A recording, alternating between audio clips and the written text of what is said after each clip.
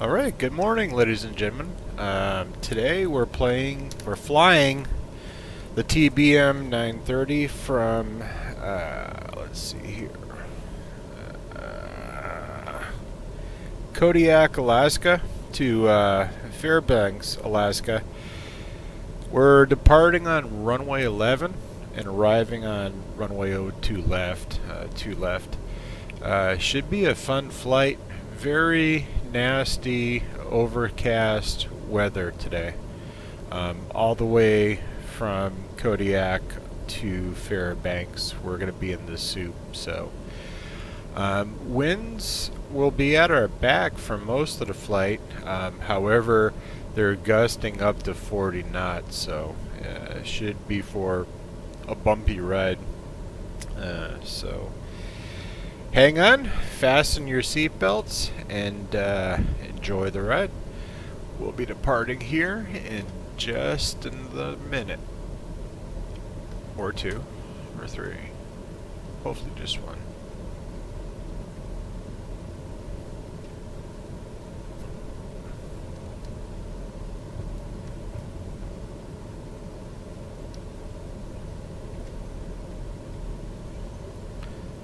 Throttles up.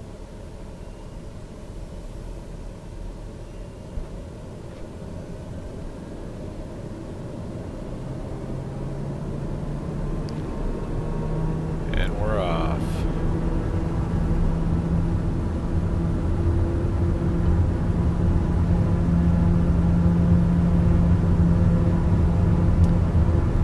Airspeed alive.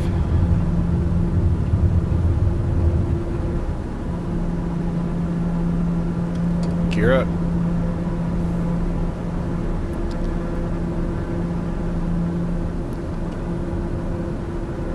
Flaps up.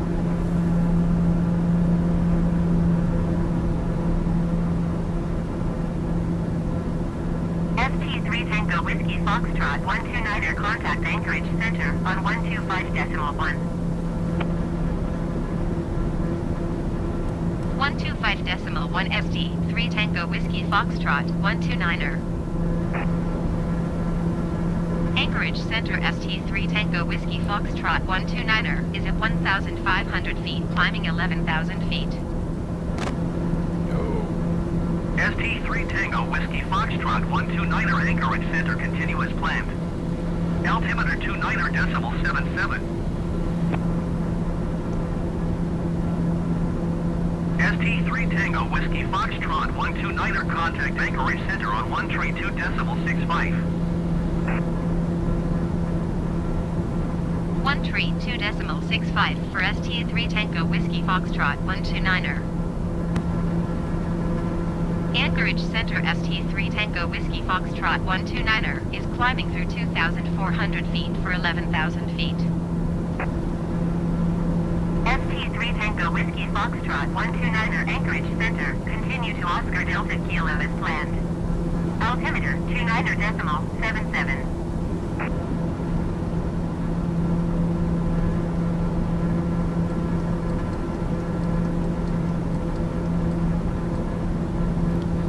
Barometer set.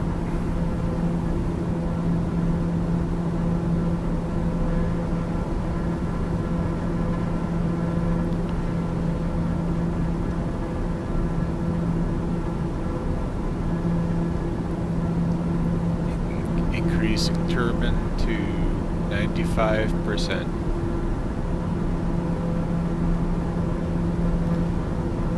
Prop turbine 95%.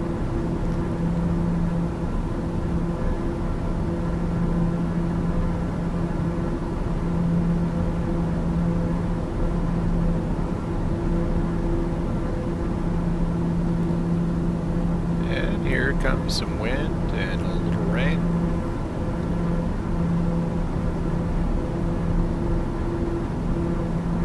A little bit of chop, but not too bad so far. So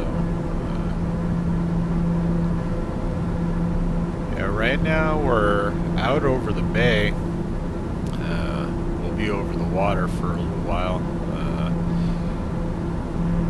Be headed to northeast for most of the flight today, so we'll make landfall here another, I don't know, 50 or so miles.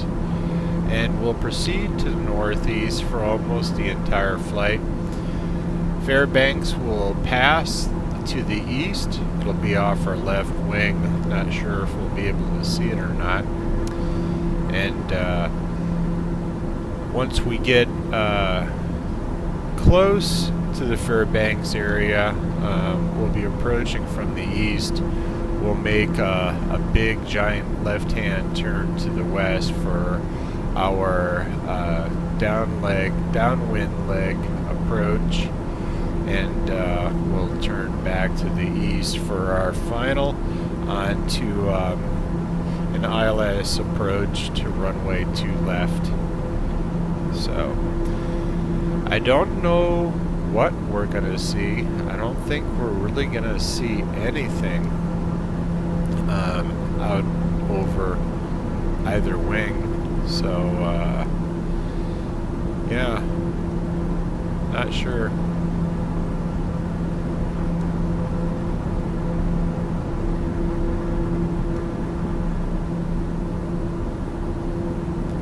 Passing through 6,400 feet. On our way to flight level 11,000, unless we get directions from the tower to proceed up to 19,000. We'll just get ready to hold our altitude once we're close.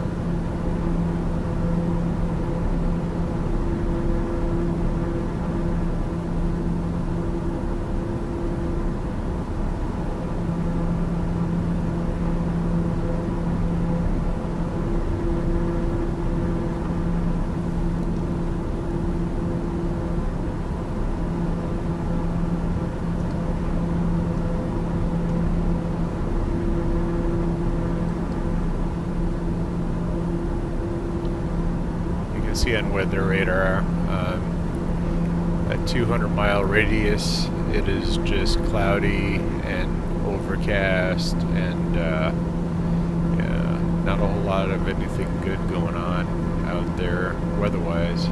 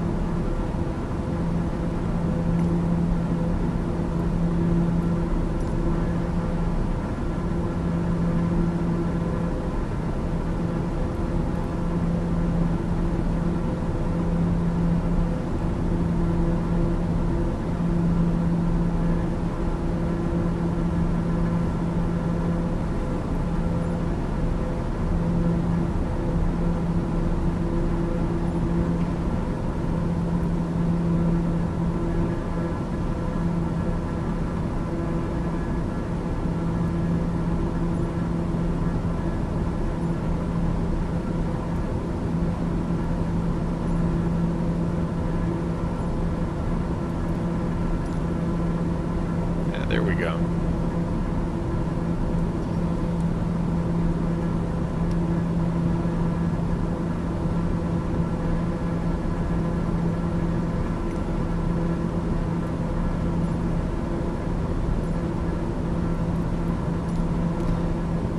Even better.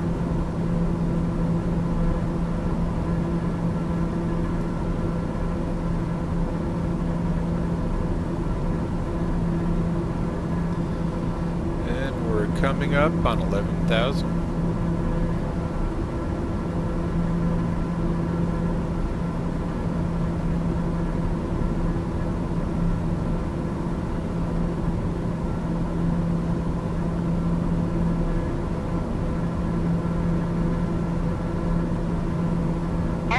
3 Tango Whiskey Foxtrot 129er climb and maintain flight level 190. And there we go. The instructions to Climb and climb up. maintain flight level 190 ST 3 Tango Whiskey Foxtrot 129er.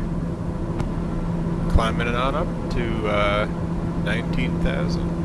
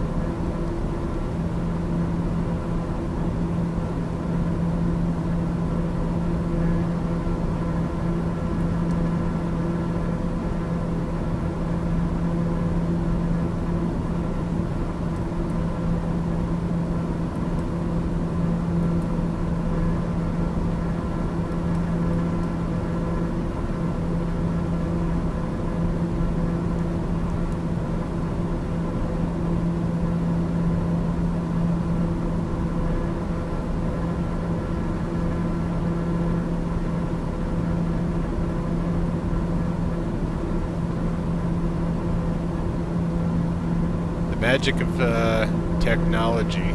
We went from completely, fully overcast, nasty, windy, rainy weather to this here.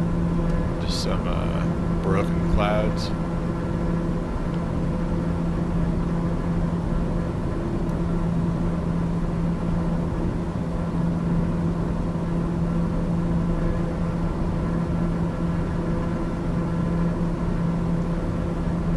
Looks like we have 2 more checkpoints in the bay here, and then we hit a long stretch for our 100 miles or so.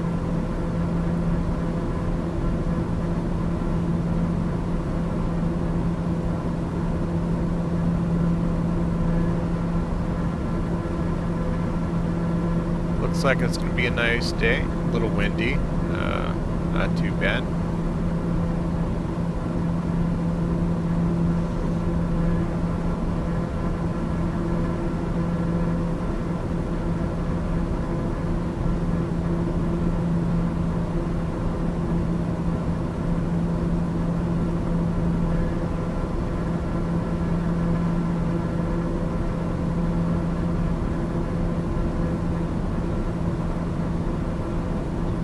Passing through flight level 14,140.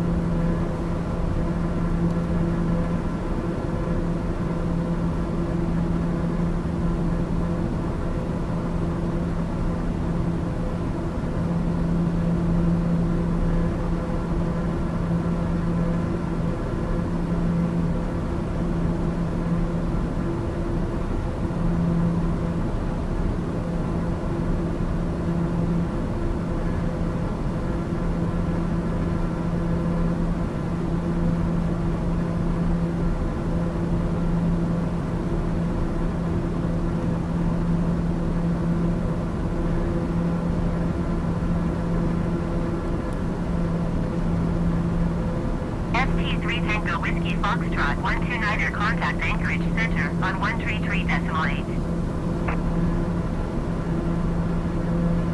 133.8 SD, 3 Tango Whiskey Foxtrot 129er.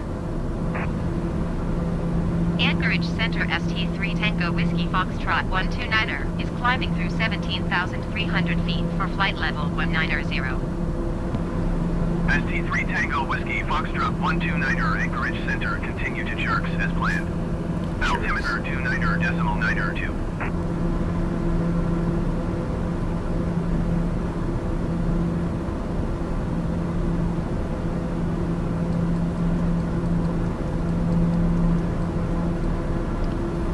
Alright, that's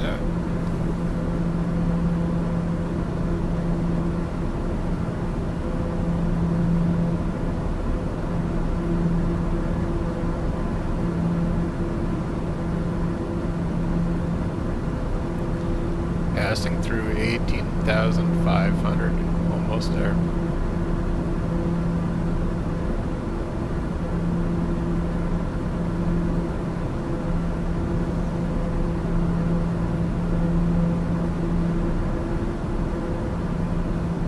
ST3 Tango Whiskey Foxtrot 129er climb and maintain flight level 200.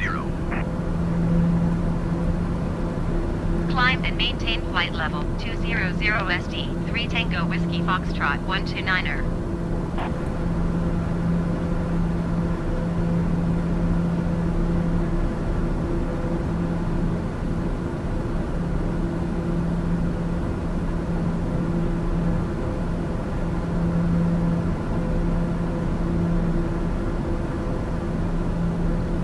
Alright, approaching flight level 200.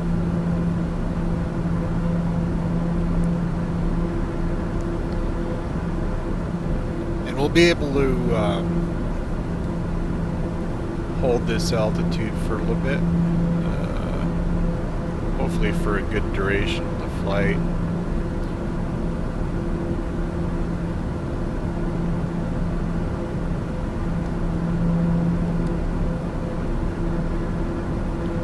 Throttle back a little bit.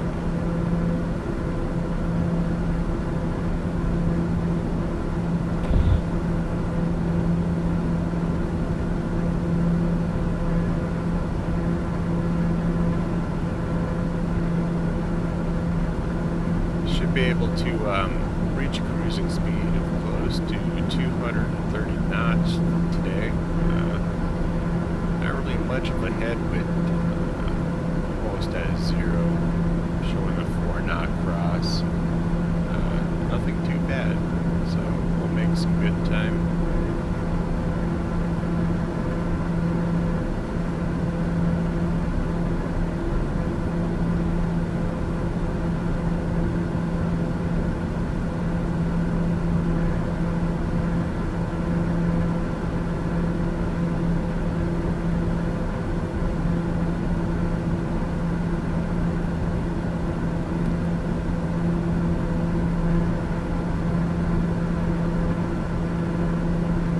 Approaching 300 knots, true airspeed.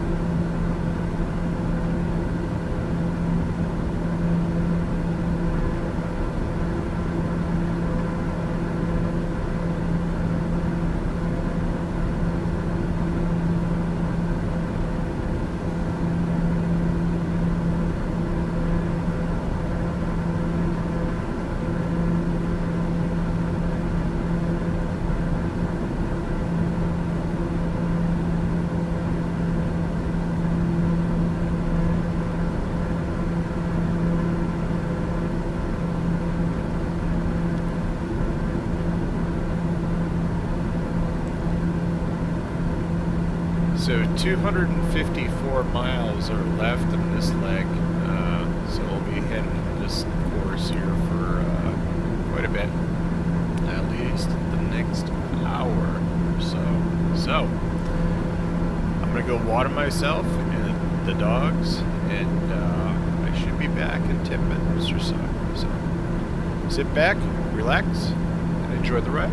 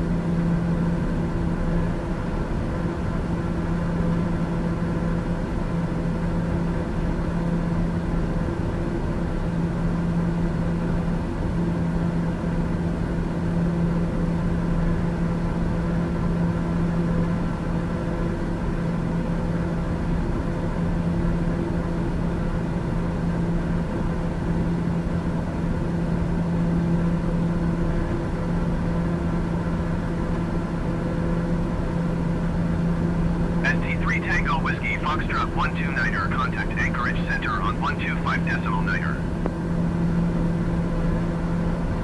Going to 125.9er ST3 Tango Whiskey Foxtrot 129er. Anchorage Center ST3 Tango Whiskey Foxtrot 129er, flight level 200. ST3 Tango Whiskey Foxtrot 129er, Anchorage Center, continue as planned.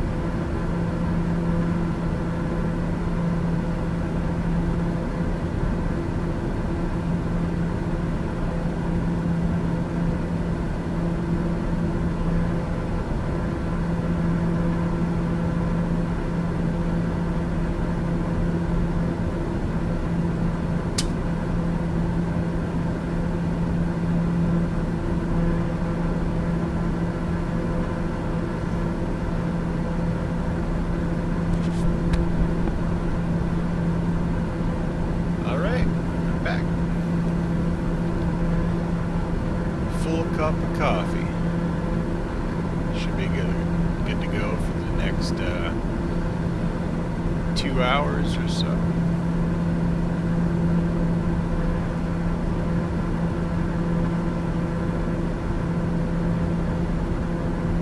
Through the wonders of modern computer technology. ST3 Tango Looks Whiskey like it's gonna be a Foxtrot nice 129er day. contact Anchorage Center on 125.7.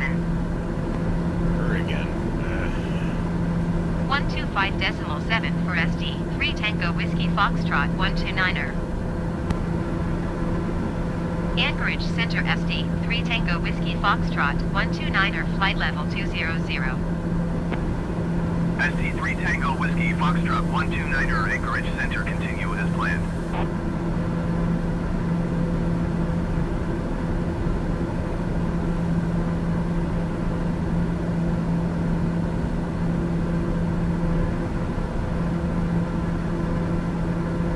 To me, there's nothing like a hot cup of coffee to get you motivated in the morning. Especially when it's one of those sluggish days. Just can't find first gear to save my life.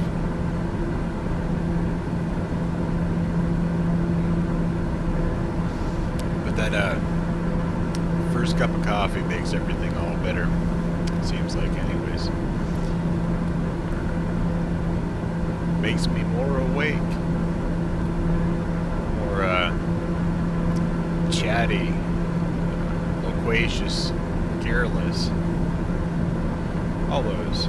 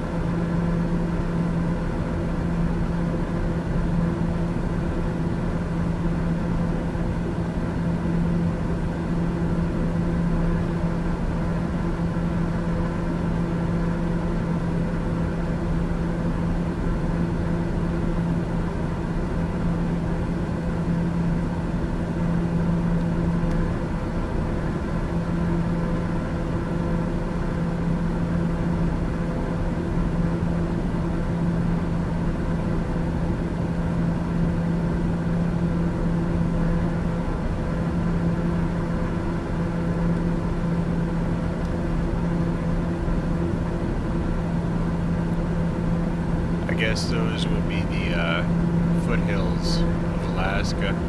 Beautiful.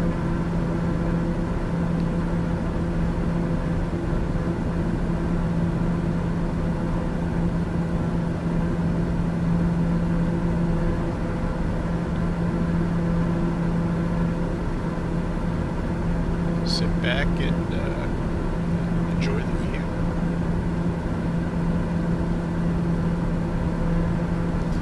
And my coffee.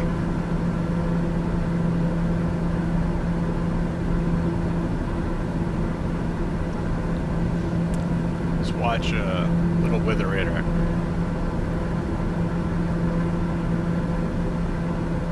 There's nothing really going on. Everything's below us. So, should be a nice, fun, clear ride.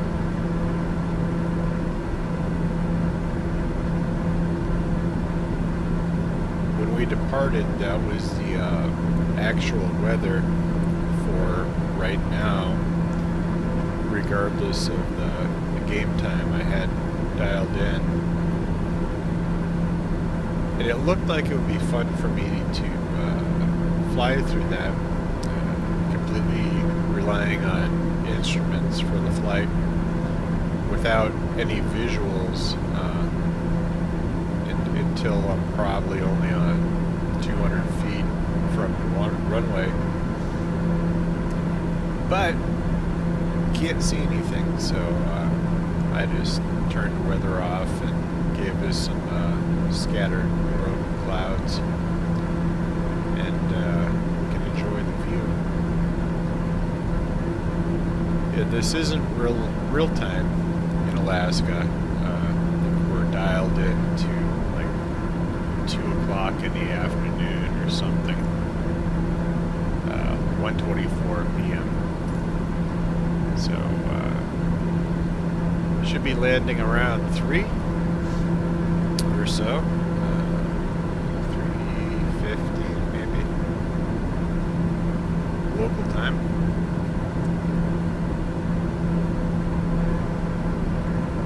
Yeah, I'm not very familiar with Alaskan geography, so ST3 Tango Whiskey Foxtrot 129er, contact Anchorage Center on 133.7.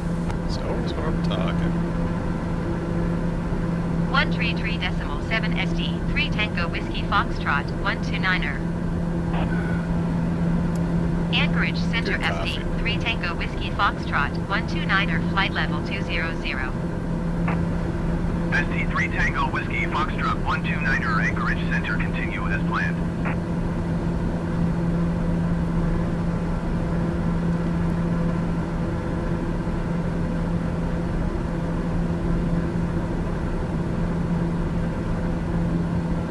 Sometimes the tower interrupts and I completely forget about what I was talking about. So, this is one of those situations where I left off on a conversation. I can't remember. Oh, yeah, Alaskan geography. I have no idea what the name of this bay is we're flying through. I want to say the Bay of Fundy, but I don't think I'm right on that. So, regardless of what we're going to call it, it is really beautiful and pretty country to fly over. And I think I'm going to do another video here maybe next month. Maybe we'll do some bush flying through some of those valleys and hills down there. And, kind of meander through some of those low-lying clouds. I love going through those things. Makes for a wonderful day, in my opinion.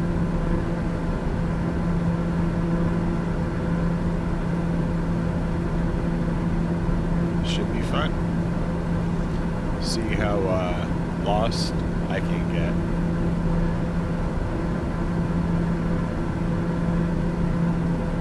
Yeah, those bush flights, you can't rely on instrumentation other than your compass, and they'll give you, a known start point, and the instructions will say, fly north and look for a river running northwest to southeast.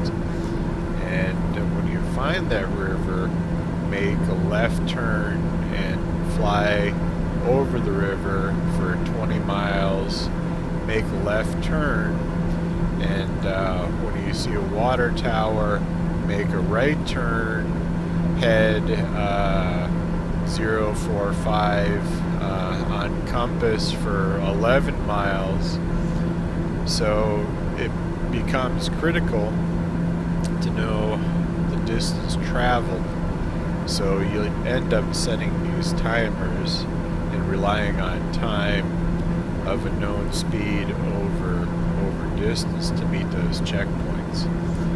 So they'll give you some visual clues for what to look for on the ground, And if you fly a known speed and known heading, you should see those checkpoints with your eye within 5 minutes, 8 minutes, whatever the timer would be for your distance and speed.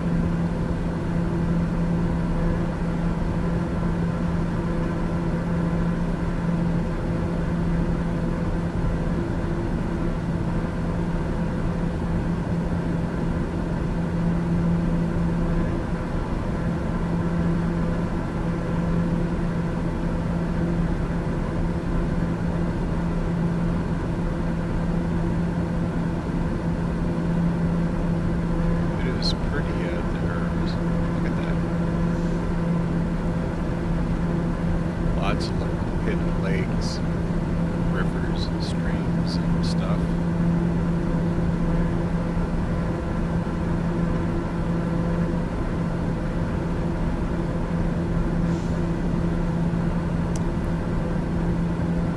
I don't know if that's where, right? But boom, there it goes. Fixed itself.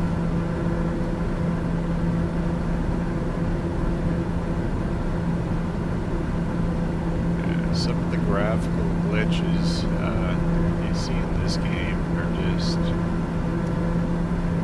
interesting. You see those mountains kind of boom snapping into position as they come into view. It's pretty down there, but it's giving me a little bit of vertigo watching those snap in like that, so yeah. We'll say it was fun while it lasted.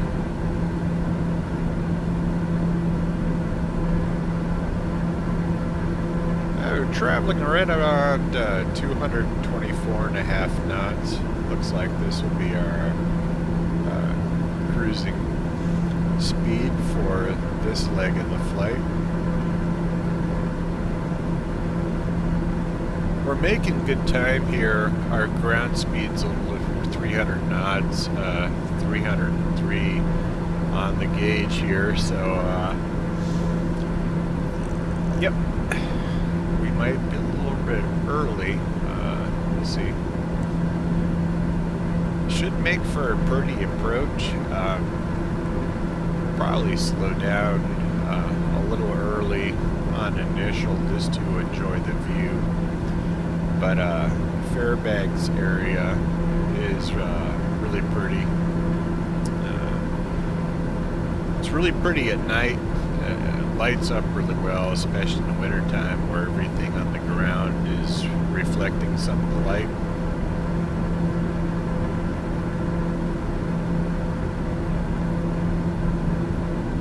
But just as interesting in the daytime. So should make for a wonderful landing.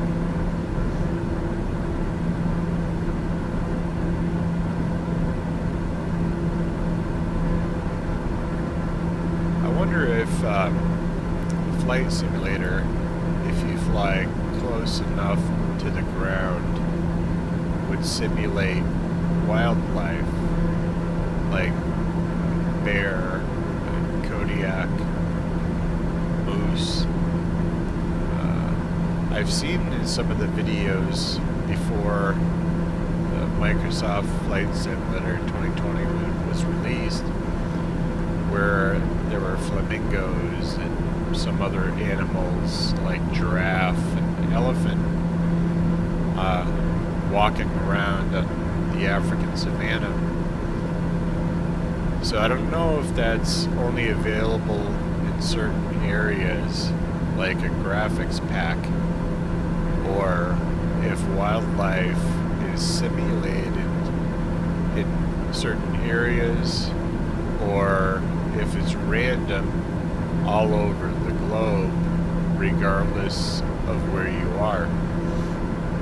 So I wouldn't expect the game to simulate all wildlife, but what I think would be interesting would be bird strikes, because that is something that is a real danger in the real world to real pilots. And it doesn't take much to bring an aircraft down. Sometimes big flocks of birds can get scared into the flight path of an aircraft, and they can come through a windshield pretty quick, which is very dangerous. They can hit your propellers, bend your props, get sucked into your engine intake, and impede engine performance, cause an engine stall, and just do some pretty horrific things to the aircraft and the pilot.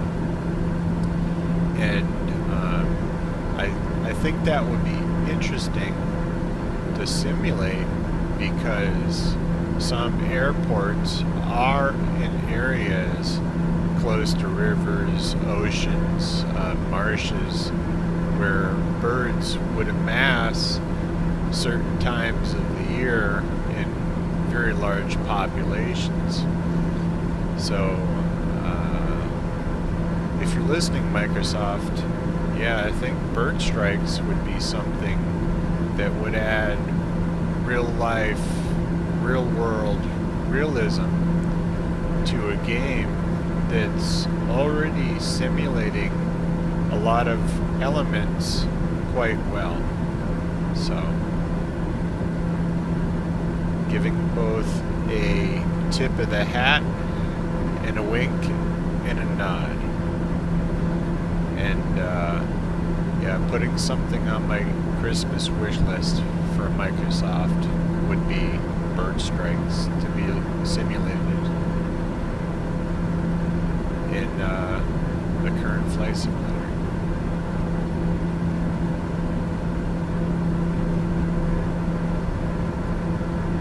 So I think that's Fairbanks, not Fairbanks, Anchorage, way off in the distance over there. We can't see it. It is under those clouds way out towards the horizon.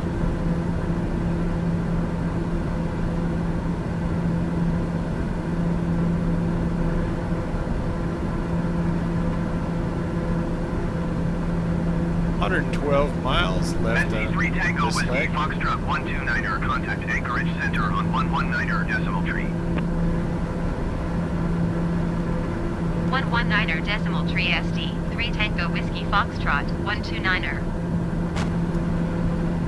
Yeah, you can see Anchorage on the, Center SD, 3 Tango Whiskey Foxtrot, 129er, flight level 200. you can see where the NC3 Tango Whiskey Foxtrot, 129er, Anchorage Center, continue as planned. you can see where the aircraft is on the center of the map. There's all those circles, and those indicate different airspaces being controlled on the ground.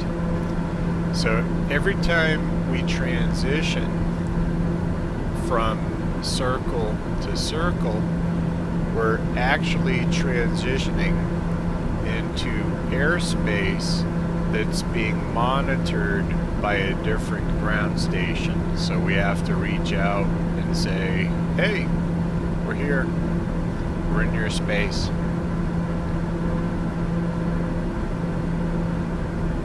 And it looks like there's a lot of those circles here in Alaskan airspace, so we'll be in fairly frequent contact with ground here. So about 20 minutes to our next waypoint here. Estimated time of arrival, 20 minutes, 19 seconds.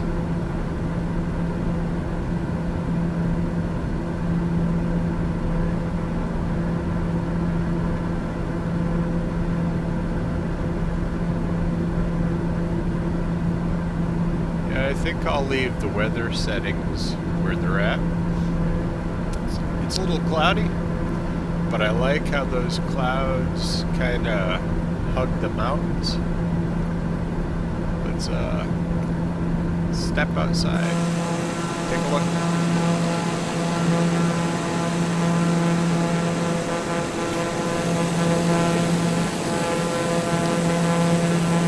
It's pretty.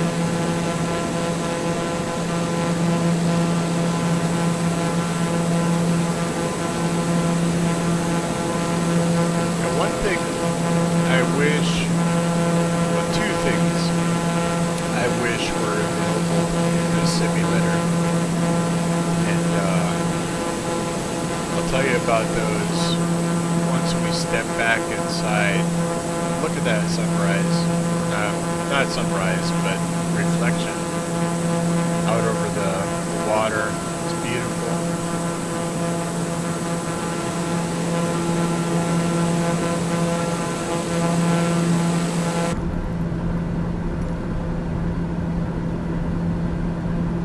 So two things,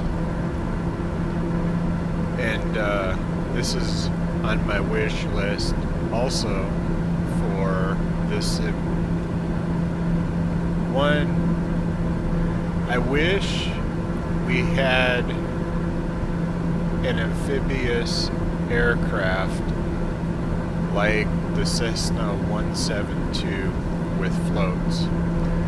We have the Icon I-5, which is a fun little amphibious aircraft, but it can't really fly super high, and it is kind of really slow.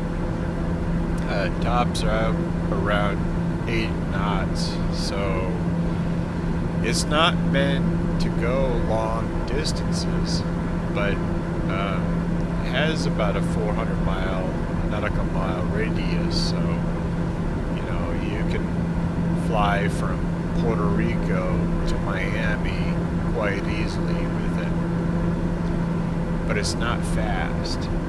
The Cessna 172 with floats, I think, tops out around 110 knots, maybe 120, not sure.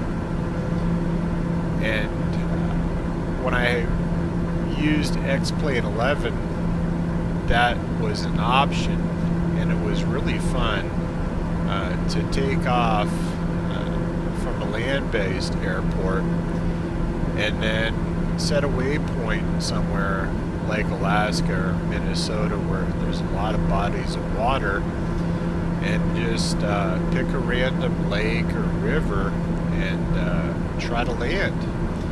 And I always thought those little adventures were quite fun.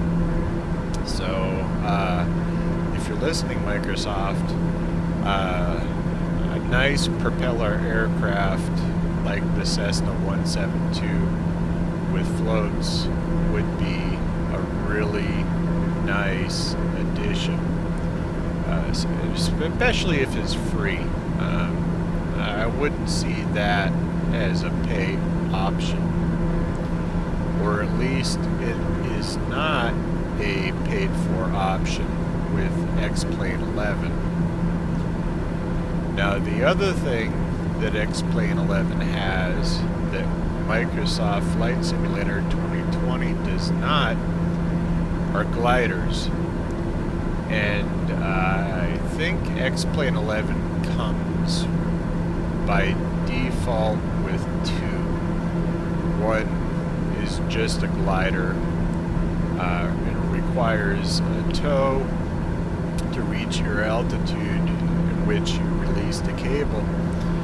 And the other model glider had a battery-powered propeller in which you could take off under battery power, and I think the battery was durable enough for sustained flight time of like 45 minutes or an hour. So it was definitely more enough to get you to a safe altitude, let's say 15,000-20,000 feet. And then you would just turn the motor off, and it would fold down into the upper part of the fuselage and covers would retract over it, so you wouldn't lose aerodynamic stability on the airframe. So once again, Microsoft, gliders, if you could give us at least one of those, wink wink, yeah, fans would love it. This one would for sure. So yeah, I can't speak for everyone, but I'm sure if I'm out there wanting these couple things, I'm sure someone else is. So yeah. So yeah, if you could give us something with pontoons and some gliders, I think that would be awesome.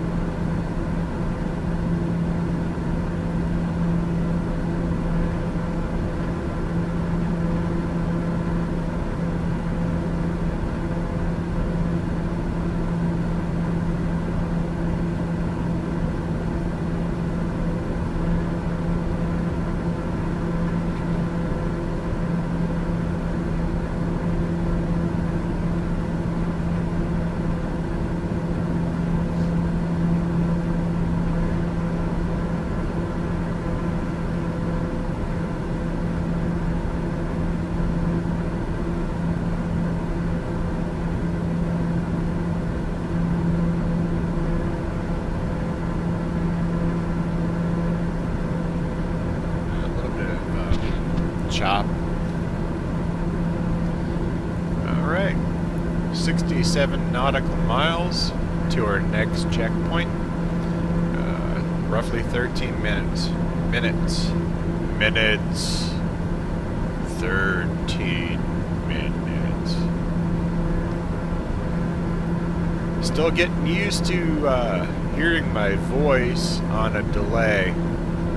So, when I try to talk fast, I start to stumble just a little bit, but yeah, I think I'm getting used to this a little bit more every time I record a video. And if I have to talk to people on a Zoom conference, I just pull one of the headphones off my ear, and makes it a little bit easier for me to talk in real time with delayed side tone. So yeah, I think there's 200 milliseconds, so 1/5 of 1 second delay time. So it creates a little bit of an echo, which is hard for me to talk. I think it is for anyone when they first start hearing this delay. And I think in live radio broadcast, this delay is even more pronounced, like a half a second. As I've seen videos of guests coming into the show and putting on the cans or the headphones to where they can't hear anything but their own voice. And you can kind of feel your voice in your ears or in your temples on the sides of your forehead. But when you can feel your voice and then you hear it echoing back a half a second later, it's really disconcerting. It throws you off, and you start to babble, and yeah, you start to sound like Katharine Hepburn, like and yeah, not knocking on Katharine Hepburn, but she has a very distinct voice, and I love her. So yeah. Anyways, I'm getting less delayed in my own mind, more anticipating the words to hear in my ears as they come out my mouth, if that makes any sense. So yeah, maybe 1 or 2 more videos and I should have this talking with headphones on thing down to a science. So anyways, looks like we got about 10 minutes. Maybe 50.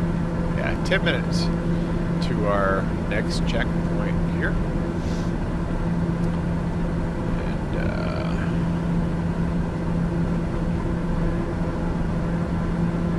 looks like we'll keep this altitude for a while.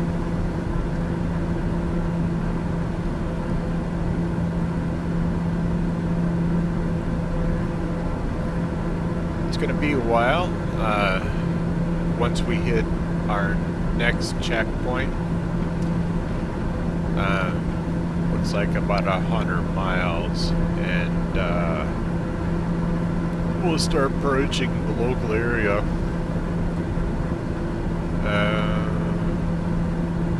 Maybe 200 miles.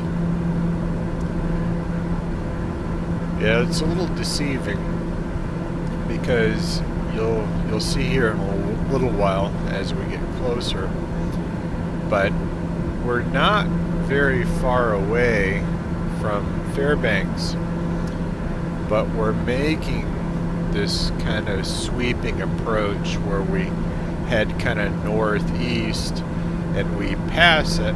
It'll be on our left, and then we make a left turn and start our downwind leg, and then we pass it on our right, and then we make this big giant left turn, and when we complete our turn, 10 minutes later, we're lined up with the runway. So a good half hour of this flight is just initial and final approach for this flight plan. When I was going through the flight plans earlier, there was a more direct, and it was an hour and a half of flight time, but didn't look as fun. So I found this approach, and it added about half hour onto the flight, and took us on a more southerly approach out over the ocean. So I figured since we have liquor and beer and chips and sodas and whatnots and floats, let's fly out over the bay. And yeah, we didn't need them.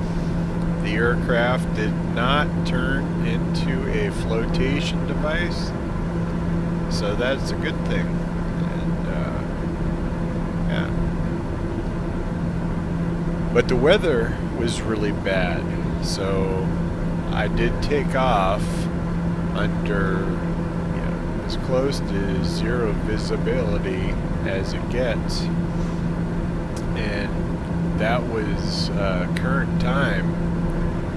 So it's not like, hey, the fog is going to dissipate, it's going to burn off when the sun comes out. Nope, that's how it is all day. And it was fun to take off in those conditions, but it's not fun watching a video when you can't see anything out the windows, like mountains and rivers of snow and frozen lakes and whatnot. So, yeah. But I think I'll circle back at some point in time to maybe do a quick flight, 1 hour, under zero visibility. Yeah, that would make for a fun little adventure. And maybe we'll turn the weather up a couple notches and make it bumpy and gusty and windy and stuff. So I'll have to get some practice in under those conditions to make sure we land on the runway and I don't make a fool of myself on recorded video for the whole world to see. So yep. But hey, I'm the first one to laugh at myself, so yeah, if I bounce around and miss the runway and land in a hayfield, I'll be laughing along right with you, so go for it. I deserve it. But every once in a while I get lucky and really nail a landing. And even the Czechoslovakian judge, you know, gives us a 9.2. So, yeah, if you're not familiar with that joke,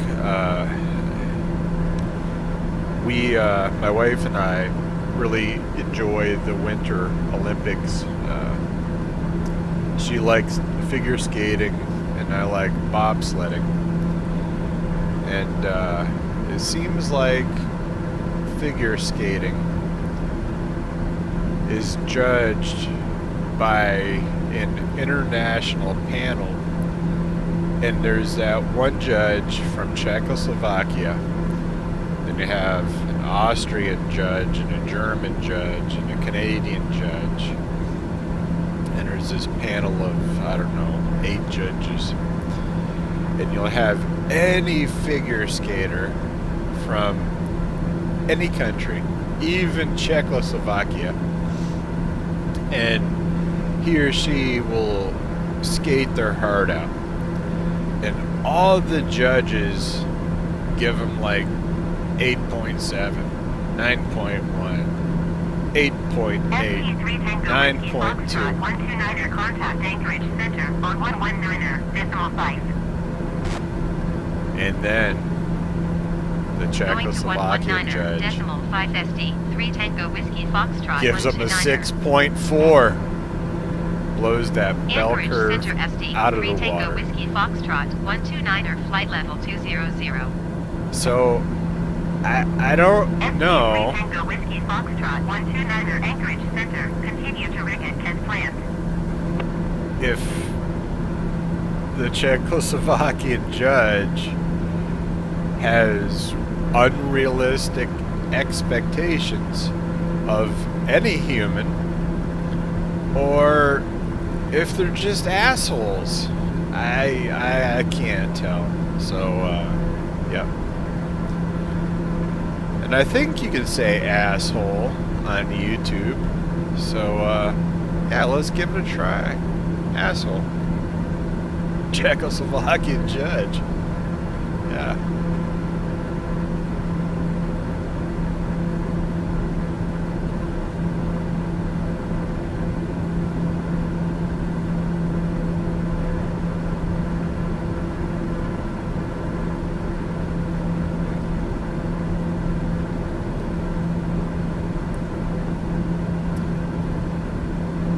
Looks like we're about 3 minutes from our 1 minute 55 seconds from our left-hand turn coming up. Let's zoom in a little bit.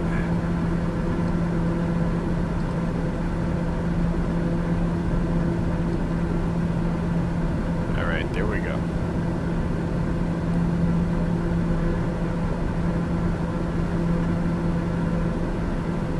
We'll zoom back out when we're on initial approach. Looks like we got a couple turns coming up within close distance of one another. Oh God. I'm gonna need that second cup of coffee here in a little bit. I'll wait till we start our turn.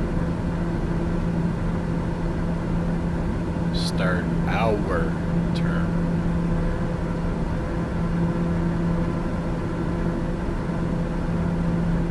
There's my crazy accent. I don't usually distinguish between the words our and R, O-U-R and A-R-E. I just usually pronounce R for both. And I know it's incorrect, but hey, it's Wednesday and let's go with the pirate theme. Arr. Alright, negotiating our left-hand turn, and I'm going to step away for a few minutes and water myself and get some more coffee. So please hang tight. Looks like it's going to be about another 3 minutes on this leg, and then we're going to make another turn, a little bit back to the right. So, please stay tuned.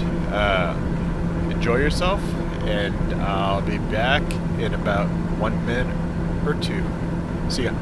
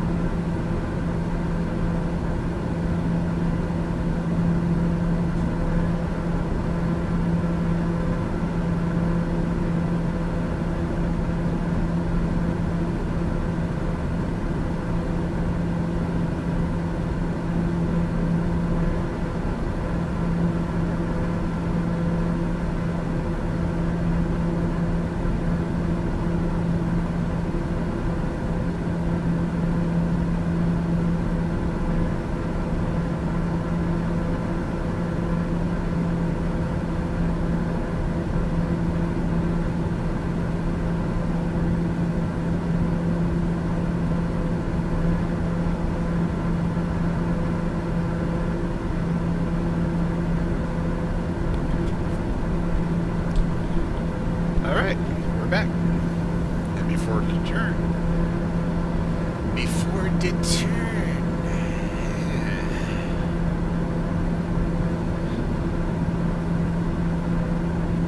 Am I off like voices or what? They always sound better in my imagination. So, yeah, usually some third-party perspective sets me straight on that.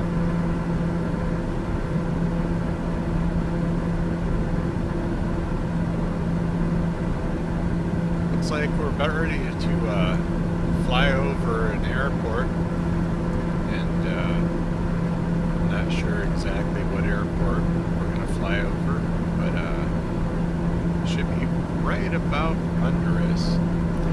Right where all that terrain is snapping into place like it's not supposed to. So, yay, go terrain.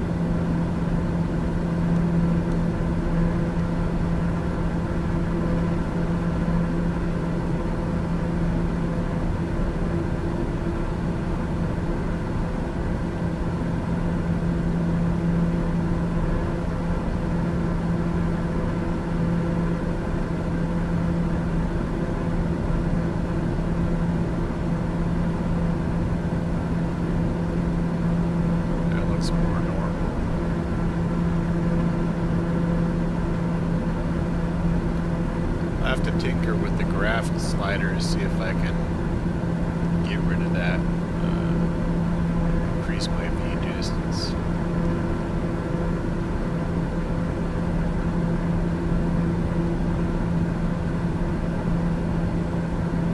Yeah, I think my graphics card processor can handle that.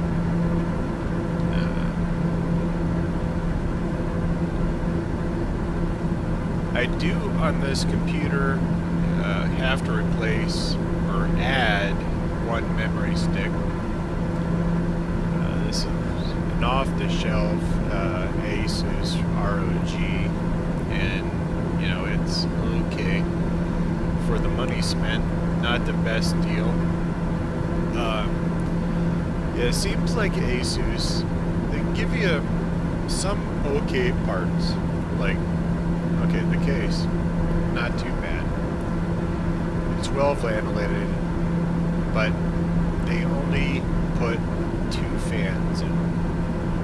And I believe the fan header supports 3. So why not put 3 fans in? You know, I'm sure these big computer companies are buying these cheap fans. They're not lighted. They're 90 millimeter fans. They're not expensive. You can buy them retail for between $5 and $12 a piece. And I've seen the lighter ones as low as $5 with good reviews on YouTube. So, yeah, I don't get that. I don't. And the motherboards are garbage. I'm not gonna mince words. And I looked up the model number of this motherboard, and it has a retail value of $21. So I'm sure Asus has a material cost of, let's just say it's $18 and they make $3. But if you're working on that close of margin for the motherboard, why not splurge an extra $30 and put something halfway decent in there?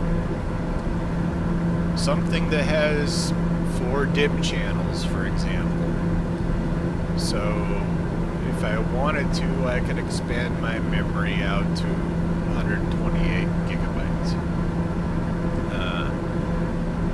Definitely would have more options in BIOS and overall be a much better motherboard. So, got an okay case, 1 fan short, crappy motherboard, a half-ass processor, I guess the 9700, and I know there's 2 letters, there's a K and something else, and one of them is a really good gaming processor, and the other one is like a basic processor. So this has an i7, and it's a kind of a basic processor, 8 cores, 8 threads, 3 gig, not too bad. It will auto overclock to 4.7 gig, and the thermal stability is pretty good. My case temperatures, even under load, don't really get much over 68C. So that's not too bad. But for the money, it's not that great. They could have went with a high-end i7 processor. They could have went with a slightly better motherboard configured with RAM and 2 channels. So right now I'm kind of shaving 20% performance off the top of this computer. So, after spending $14.99, I'm gonna have to invest another $300, which is kind of a bummer. So the graphics card is the only thing in here that's not so bad. So I know with the pandemic, people are just buying nonsense. They're just buying stuff they don't need because they're stuck in the house and they're bored and they want to do something. And I get that. And you can't fault anyone for boredom. But a big company could have got a better graphics card. In this case, they could have got a 3060. So the 2070 RTX Super is not that bad. It does hold its weight against a 2080. Maybe in some aspects it is in the same ballpark of a 3060. I think performance gap is only about 20%. So not that bad. And the power supply is only 500 watt, not that good. So the power draw on this, as per manufacturer spec, is 404 watts. However, if I add more memory, that's going to push power consumption up a little bit. Processor, a little bit more. Graphics card, hey, now I have to invest in a power supply.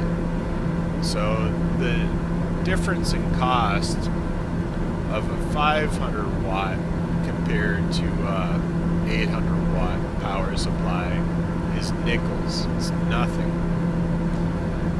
Especially with the silver rating. Nothing. Platinum rating, not much. We're talking 15, 20 bucks. So there's some areas where Asus could definitely improve. Motherboard, RAM, cooling, power delivery. If they can get those things nailed down, they'll build some pretty cool stuff that people will want. Now my last box was also an Asus, and I had the same hodgepodge, okay, crappy, good parts in it. And it got me down the road almost 4 years without issue, so I will say that their quality does appear to be very high on their components. So overall, if I had to give this a score, I think I'm going to be like the Czechoslovakian judge and give it a 6.2 out of 10. You know, it's not the worst, and it's not the best, but it performs okay. The cases are not that bad. Glass panel, a little bit of lighting going on. You know, not super bright. And I know some people don't like that. Personally, myself, the more lights, the better. If you can see my box from outer space, I think that would be really cool. But it's not for me. So, yeah, some things could be done better. And, you know, some things are pretty okay the way they are. So, just my 2 cents. And I know Asus, especially their ROG, Republican Gamers line, they've got some really good stuff. I mean, really good motherboards that are coupled with really good processors, whether it's Intel or AMD. So if they could just fix a few little things in their mass-produced gamer boxes, I think they could really grab some market. So, yeah, that, and if they could improve their tech support. I remember 20 years ago, if I had an issue where DOS, well, more than 20 years ago, this is DOS, it was 6.1, wouldn't load, I could call tech support for my computer. And years ago, I used to have a gateway, and before that gateway, I don't remember, oh, Pionex, that was it, Pionex. And yeah, Pionex was, they weren't a huge computer company. They weren't a small computer company. And if I had issues, I could call tech support, and they'd walk me through. Oh, okay. Well, let's load DOS. Type in this command. Oh, let's change this setting, and we'll save it to floppy. And boom, problem solved. So next time I could boot up and load Star Wars. I think it was X-Wing was the game that always kind of tested DOS. And yeah, Pionex. And I had that computer for, I think it was like 6 years. And anytime I ever needed something, their tech support, they knew computers. They knew the operating system. They knew how a processor worked. They knew how an ISA bus moved data. They knew the OS, and they were often hard people to stump, or hard to stump people.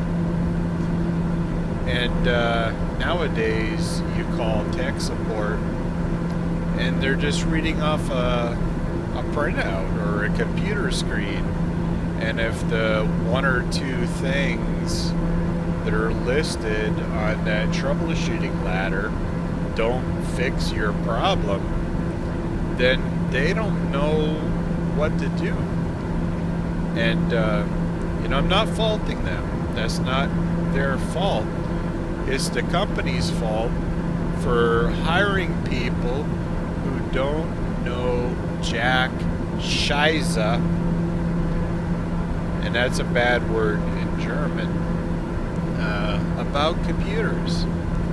And that kind of let me down about ASUS, that the two people I spoke with didn't know their tail end from their wing socket. So yeah, that's highly unfortunate, and I think it's indicative of the dumbing of America. And yeah, ASUS. 135.3 3 Tango Whiskey Foxtrot, You know, 129er. I don't know if you're gonna ever watch this Anchorage video, Center SD, 3 Tango Whiskey but as a Foxtrot, customer 129er, of flight yours, level 200. this is my second desktop, ST3 Tango Whiskey Foxtrot. and I've bought two laptops that are also ASUS for both my daughters. And overall, they've been good performing boxes. But your quality has been going downhill, both on manufacture and in your human departments.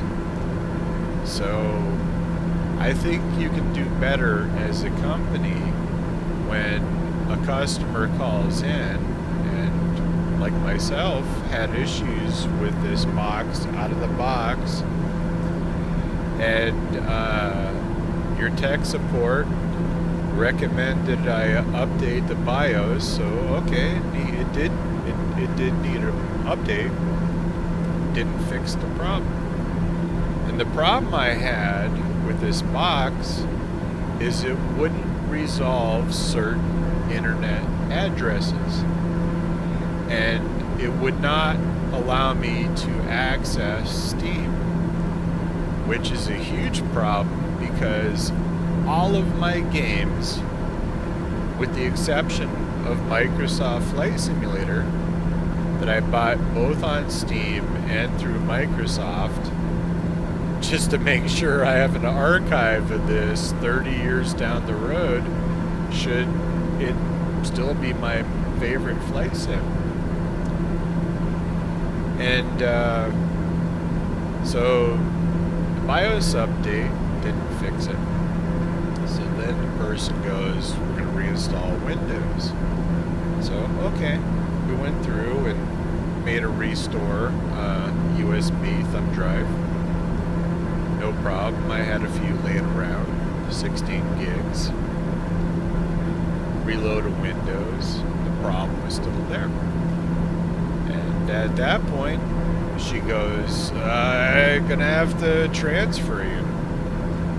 So I get some other guy, and he goes, okay, let's update the BIOS. And I was like, no, Jack, slow down here. We already did that. well, let's reinstall Windows. So there's no conversation from the previous tech to this guy.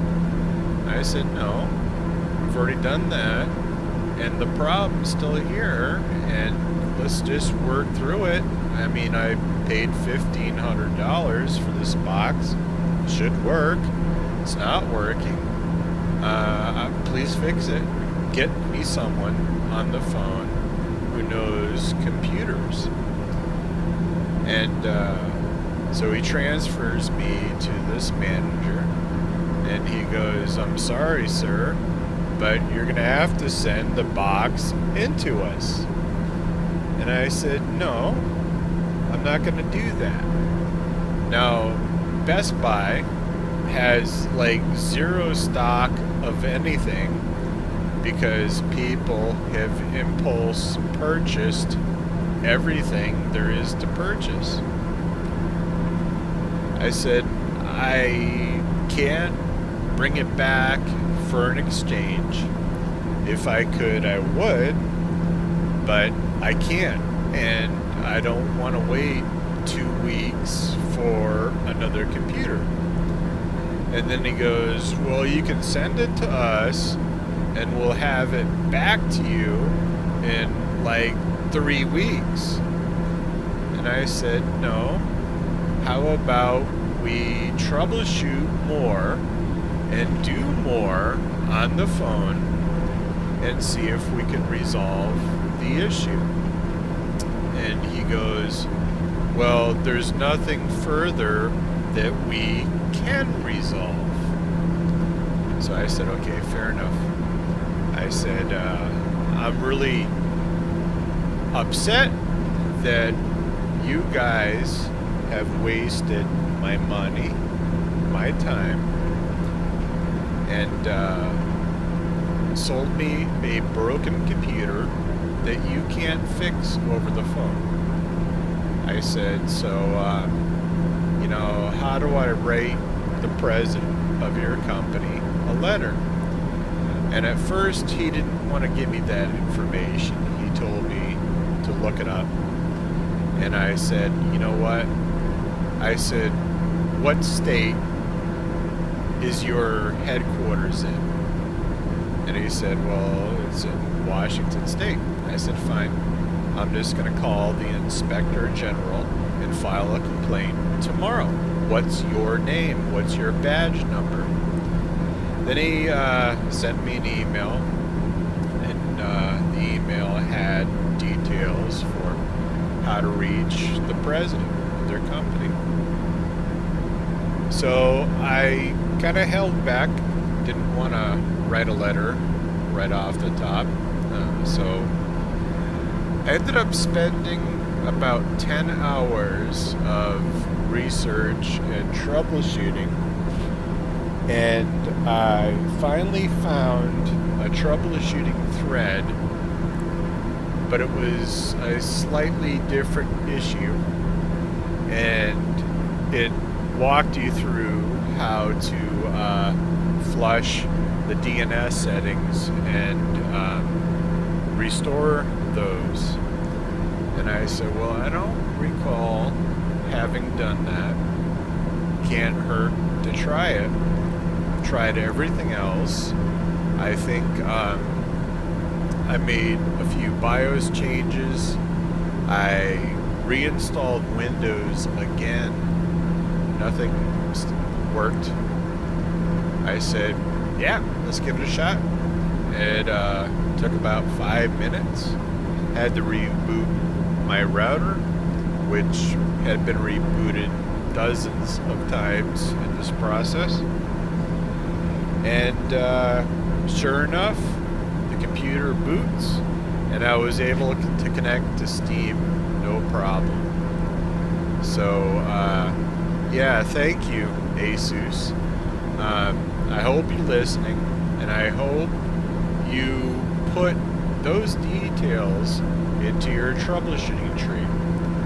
But reaching out to the president, CEO of your company, I really hope that you guys invest more in training your people, because I can imagine how awful it must be for someone to have to work with customers, but they have no idea how a computer works.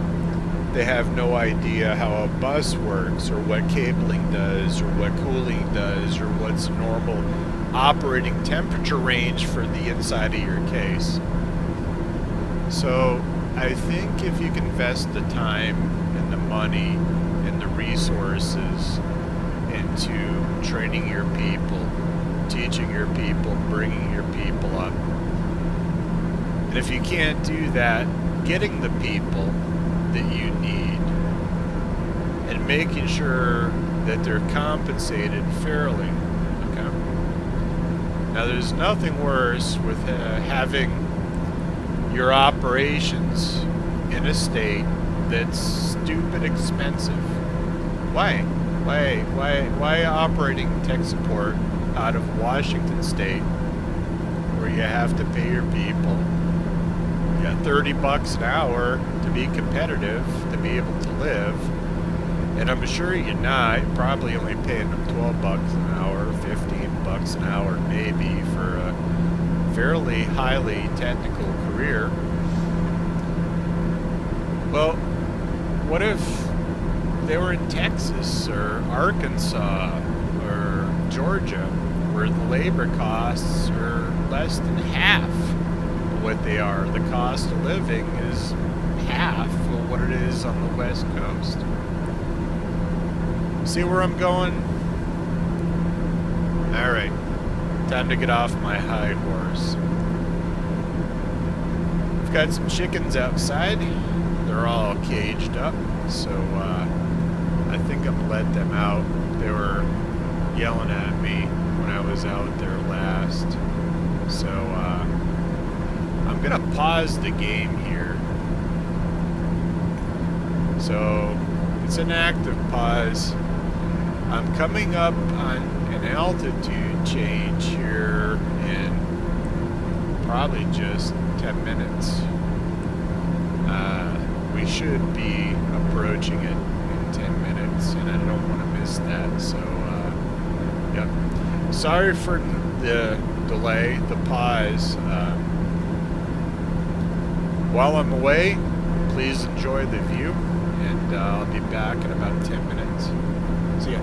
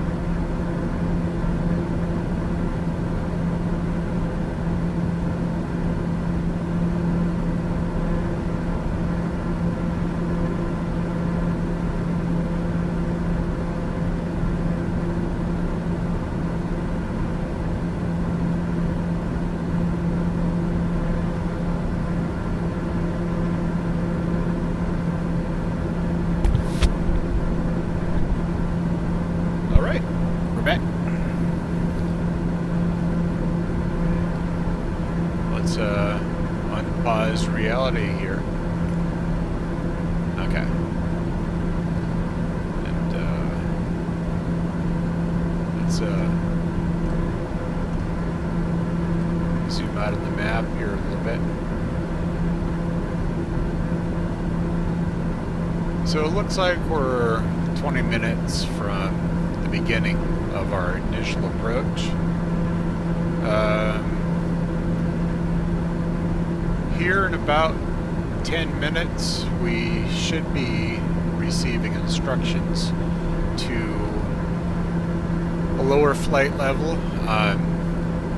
Flight plan's calling for 15,000, so let's dial that in and get that ready.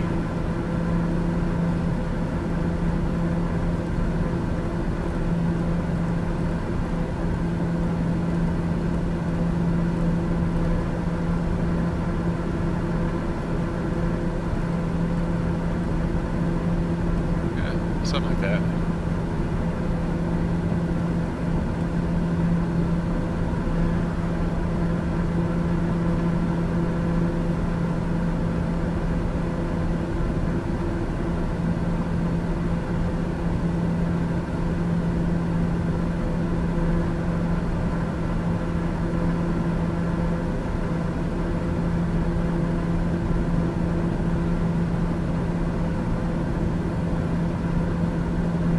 Looks like it goes from mountains to farmland pretty quick out here.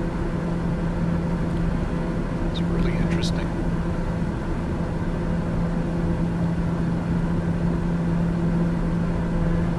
I think we're going to start slowing down here just a little bit. Get it down to around 210 knots. In anticipation for the start of our initial approach here in about 15 minutes or so.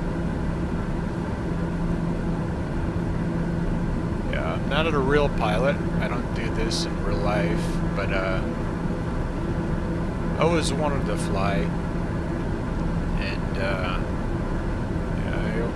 I always said I'm bad with directions, but just never had the courage to actually do it.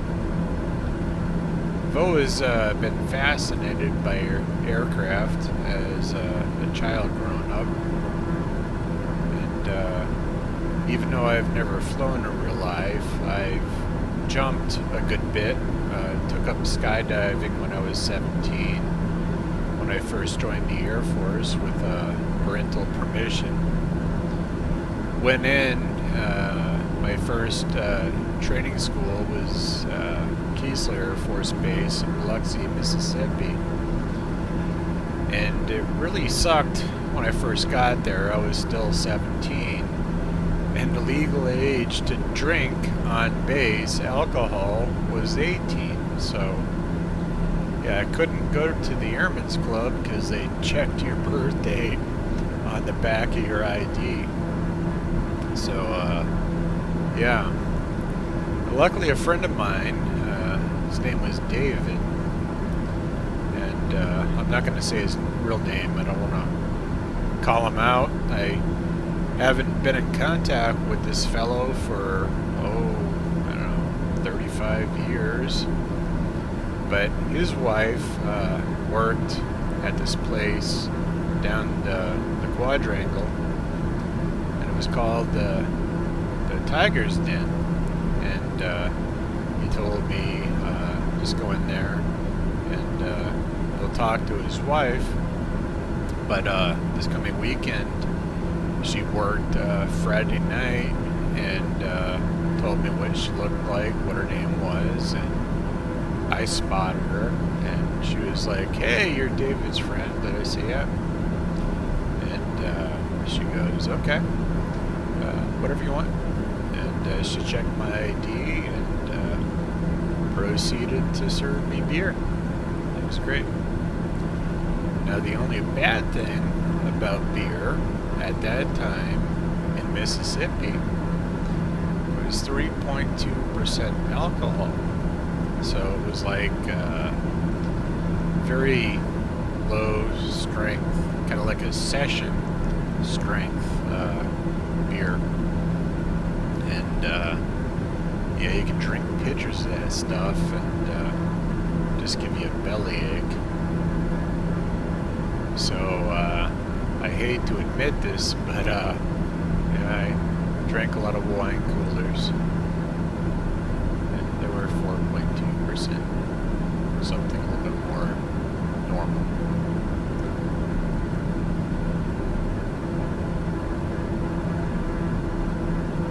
And back in the day, back in the 80s, I remember you could buy Sun Country wine coolers and Seagram's wine coolers in 2-liter plastic bottles.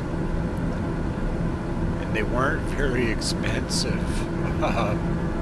They were like $2.99, $3.99 for a 2-liter bottle of banana strawberry this, or sunshine orange that. And it was a step up from Thunderbird and Wild Irish Rose for sure. And yeah, good old days.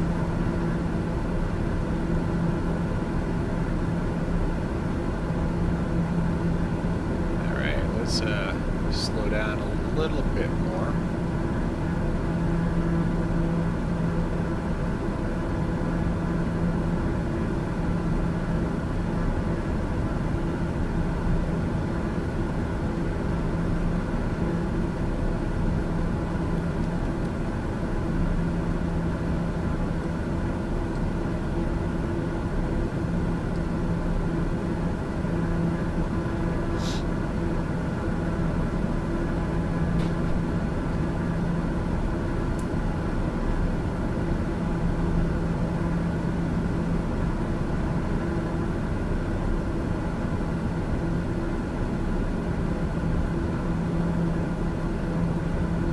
Should be on the ground here in about another half hour or so.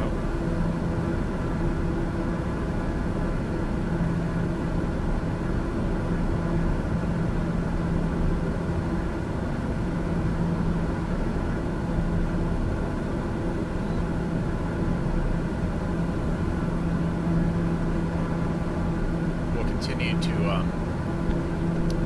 retard the throttles here and bring our airspeed down to 200 knots.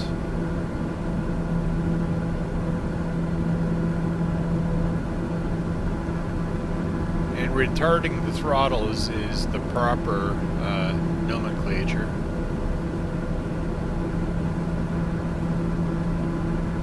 So not being mean, just using proper English here. It means to slow down, to decrease something.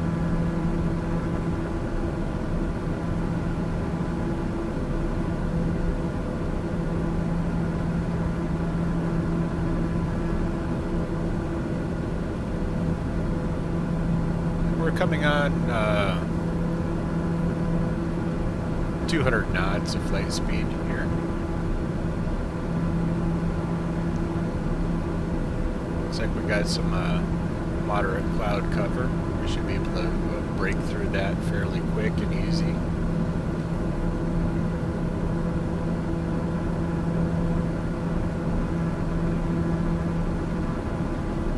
Fairbanks should be right off our nose, about 50 miles off our nose, but we're not flying straight to it.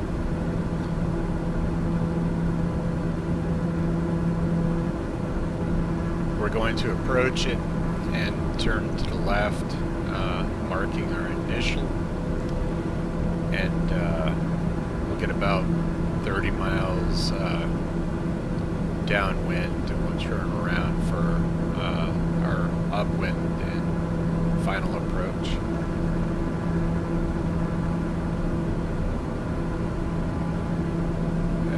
continue to decrease airspeed here. Start working down to about 180. Once we decrease airspeed to 170, we're in safe speed for initial flap deployment. I like to hold out to about 160 before I lower the first notch of flaps.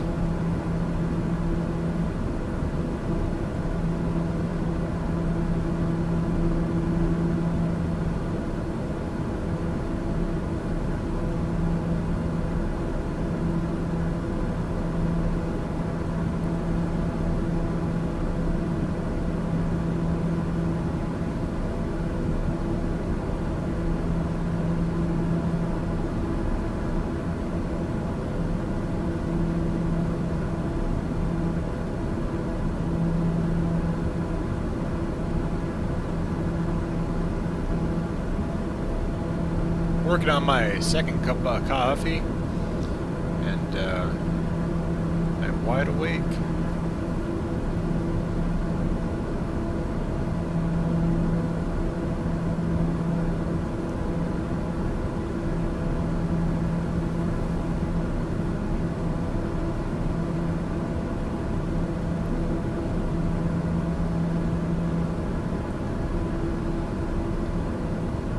Drinking Folgers Colombian blend. They have it at the local warehouse store here. I'm not going to name any names specifically. I don't know. ST3 Tango Whiskey Foxtrot 129er descend and maintain 14,000 feet.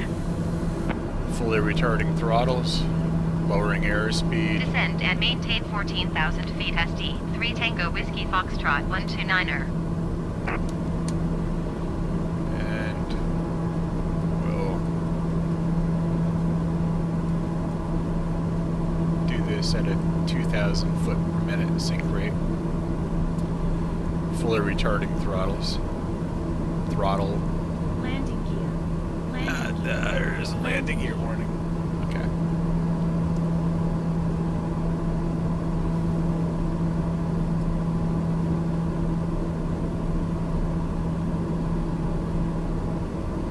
The 2,000 feet per minute is a pretty fast sync rate.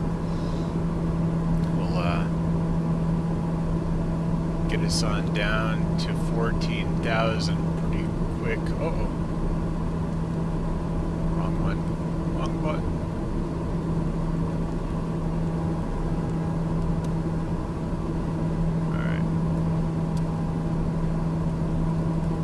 Alright. So 14,000 was the instructed altitude to maintain.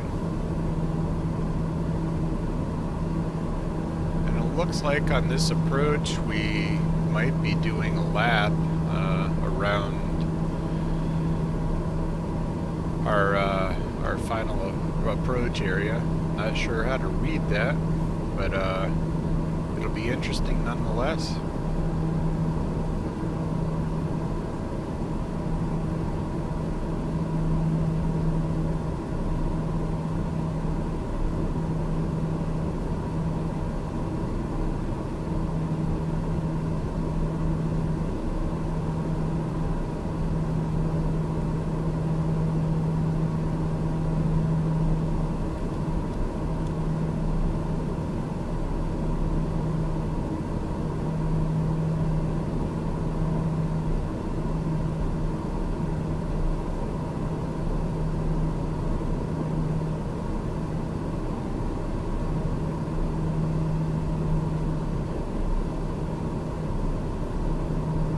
Approaching flight level 140, 14,000 feet, coming up in another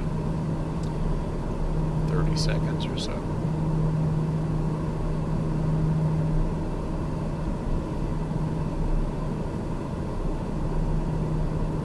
And once we approach this altitude, we'll increase throttles a little bit, but we'll use this as an opportunity to lower our airspeed even further, because we're going to have another big jump where we're going to descend fairly rapidly on this initial approach. So we'll use this to try to get our airspeed down to about 160, and then we'll maintain that airspeed for the remainder of our initial approach into the area.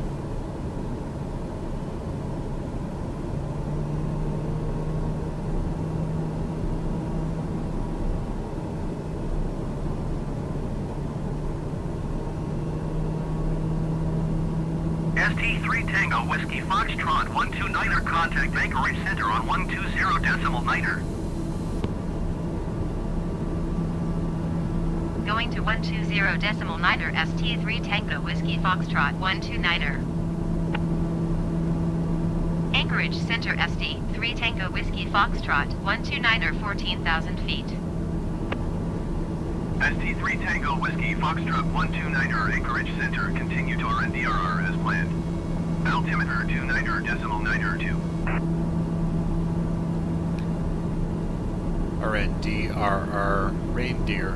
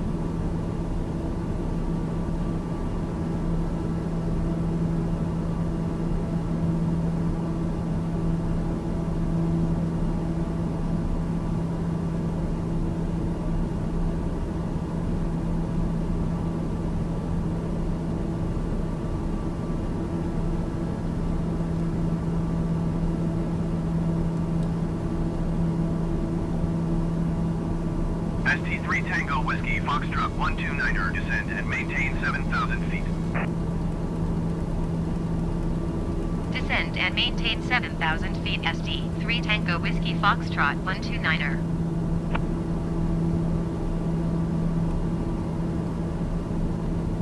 Alright, here we go.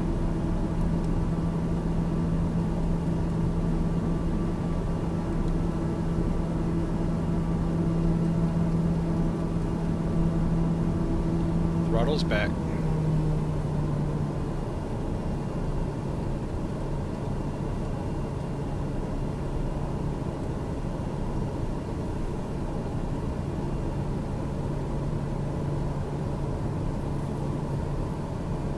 Landing gear.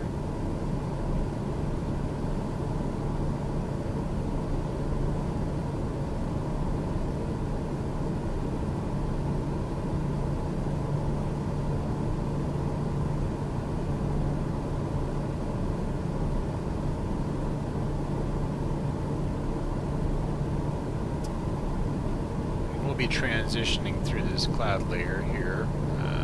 Not sure.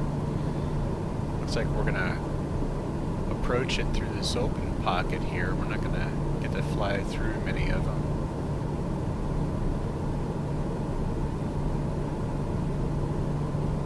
ST3 Tango Whiskey Foxtrot 129er, contact Fairbanks approach on 119er.85. 119er.85 for ST3 Tango Whiskey Foxtrot 129er. Landing gear. Fairbanks approach ST3 Tango Whiskey Foxtrot 129er is at 11,500 feet, descending 7,000 feet. ST3 Tango Whiskey Foxtrot 129er Fairbanks approach, continue to RNDRR as planned. Altimeter 29er.9er2. Alright, barometer is reading actual.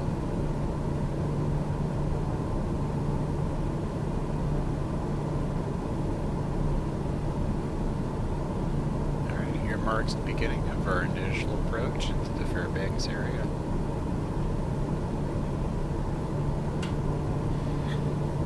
Please return all seats to the full and upright position. Kindly dispose of all your trash, empties, and whatnot, and buckle up, as I am still learning the art of landing an aircraft. Anyway, it should be an interesting landing. Should be a very pretty landing to the Fairbanks area. And Fairbanks is to the right of our nose. Can't really see it. The clouds are on top of it, but we'll be transitioning through the altitude of this cloud layer here, and start to see more as we continue our descent into the area.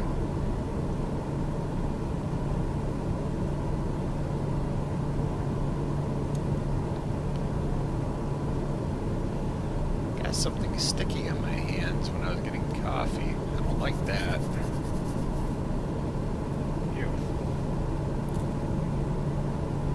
ST3 Tango Whiskey Foxtrot 129er, you are 13 miles southeast.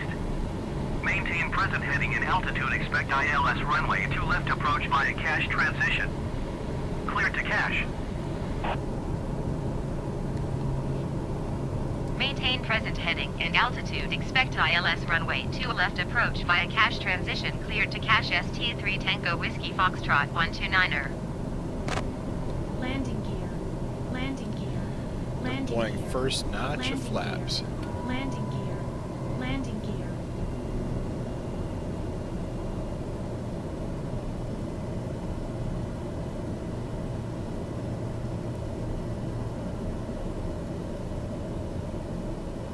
Flaps down. First notch.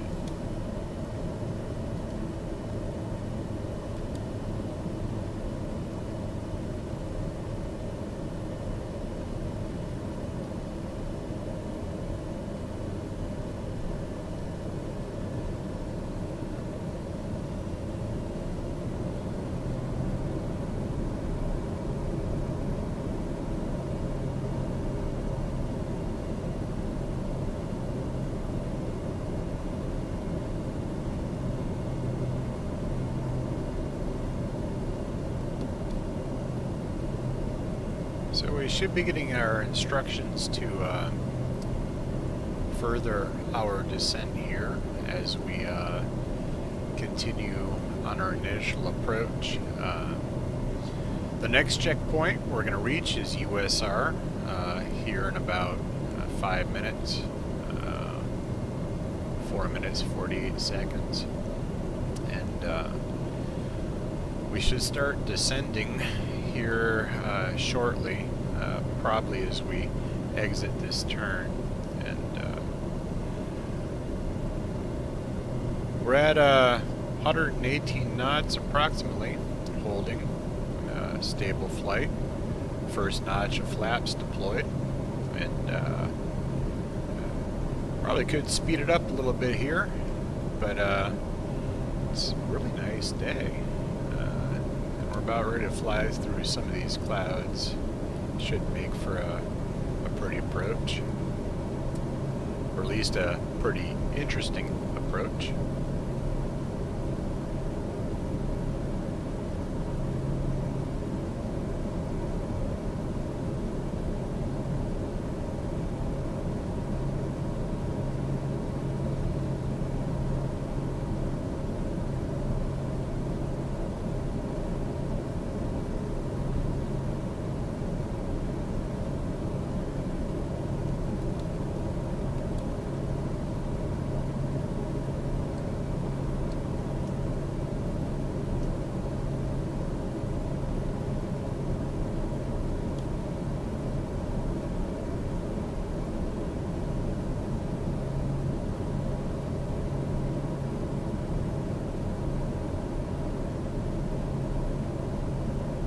When we exit this turn, we'll lower our landing gear and deploy our second notch of flaps in anticipation for our final approach. And generally with the general aviation aircraft, you want to maintain a stable flight at any degree of flaps, whether gear is up or down. Becomes more critical on the approach because we change the flight characteristics by lowering flaps and landing gear. We increase lift and drag with the flaps, and landing gear is a whole bunch of drag. So we have to compensate with adjustments to throttle. But this aircraft is super easy to fly. For a turboprop, it's very forgiving, and has a really low approach speed of 85 knots. So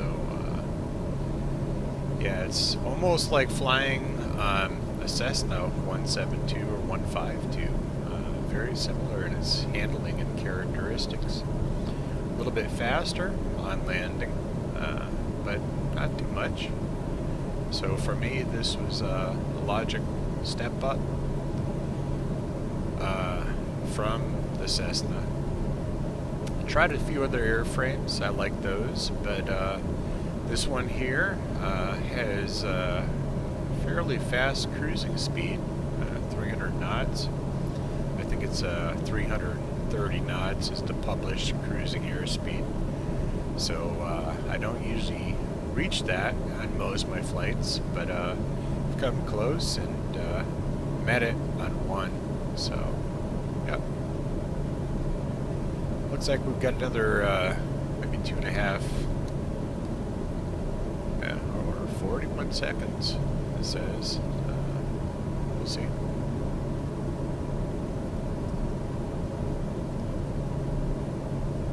I would have assumed it would take longer than 41 seconds to meet the next checkpoint. We'll see.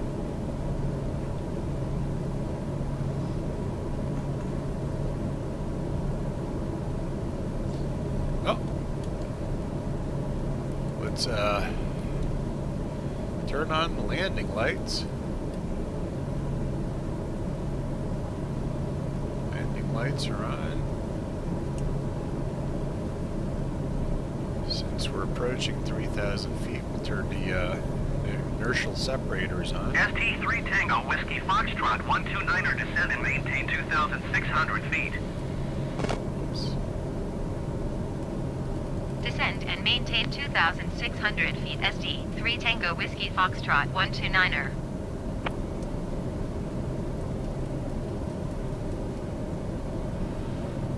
2,600.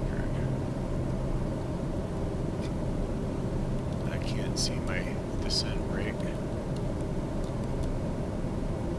So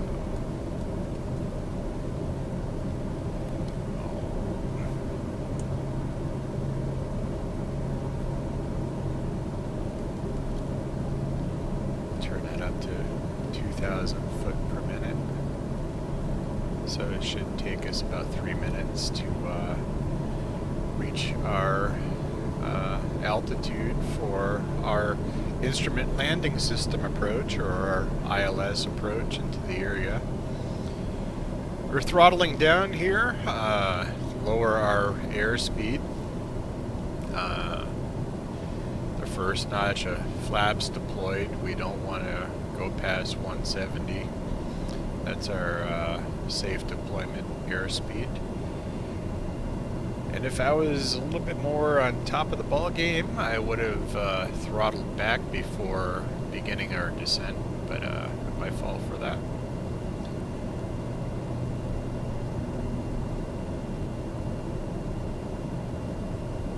So, Landing gear. Landing gear. there. We're fully configured on throttle. Alright, my feet back on the pedals.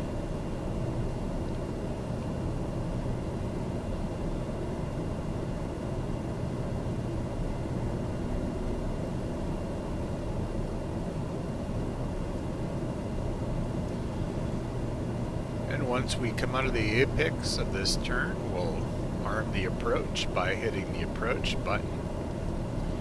And that should transition us from GPS over to our localizer, in which the onboard navigation will follow the glide path in and keep us centered both vertically and horizontally on the runway, and I'll take over piloting the approach once we approach 300 feet above runway or ground level.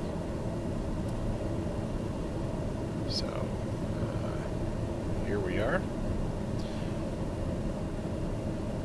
Let's continue our slowdown.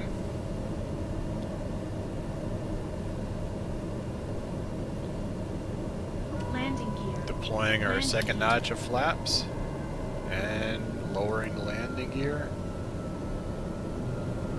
And we're gonna throttle up a little bit here.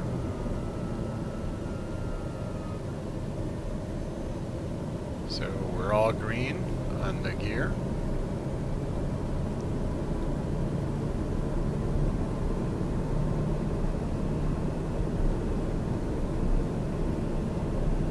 Our flaps are fully deployed.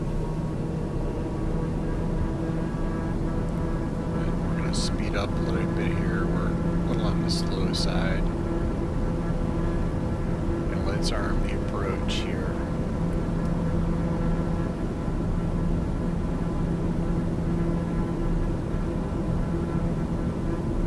Not quite ready to do that yet. Okay.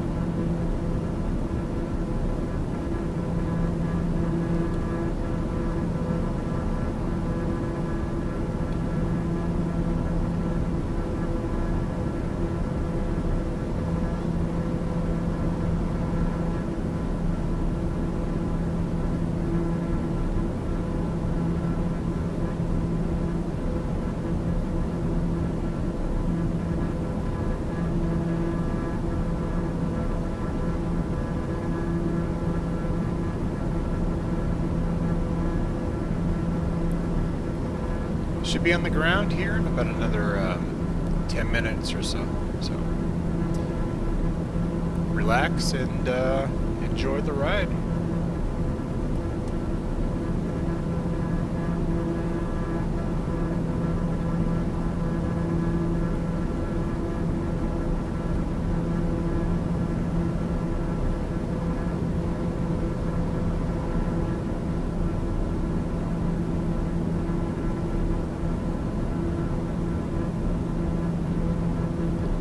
So I thought I had everything transferred back to navigation, but that button was off, so I deviated a little off course,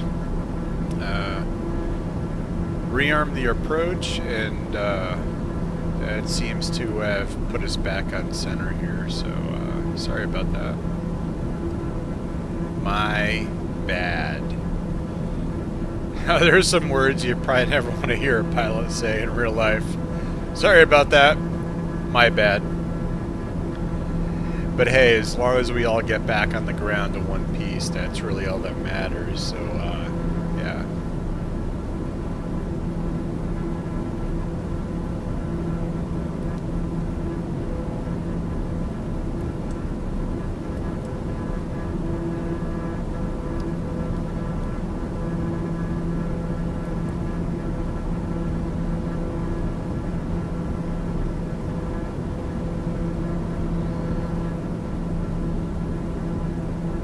Right, the runway is right ahead of us. ST3 Tango Whiskey Foxtrot 129er, you are 14 miles southwest of Fairbanks.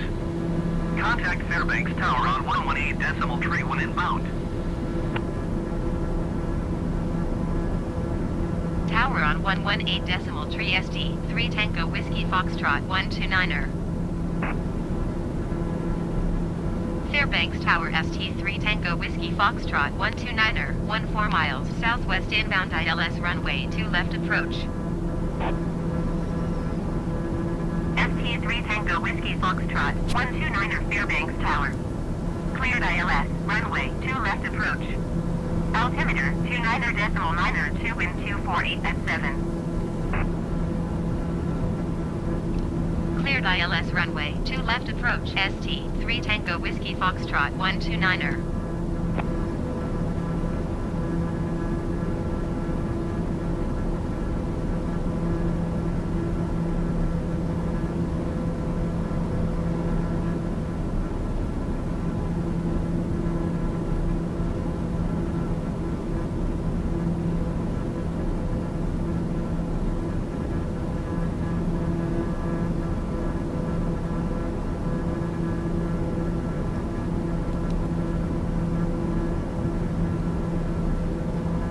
A little bit of a crosswind, not too bad.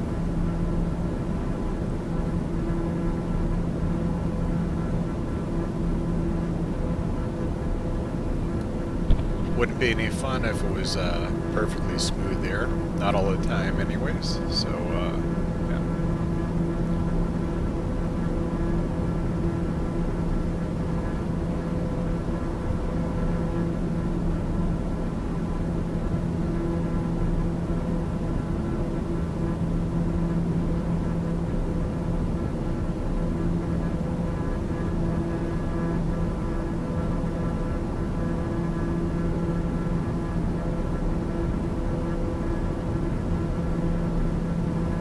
We should be picking up the glide slope here pretty soon.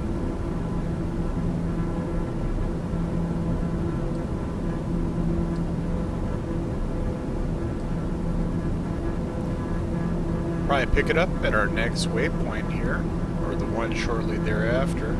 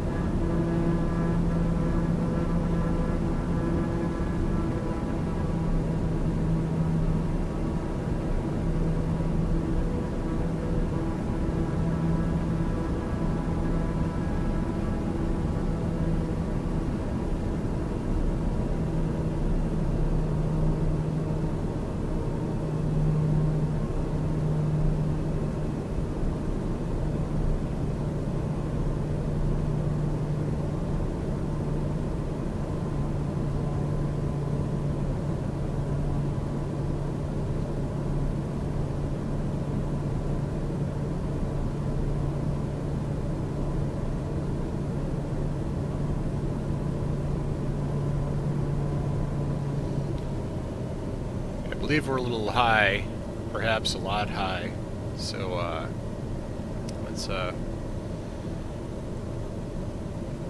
decrease speed here and see if we can lower our altitude a little bit.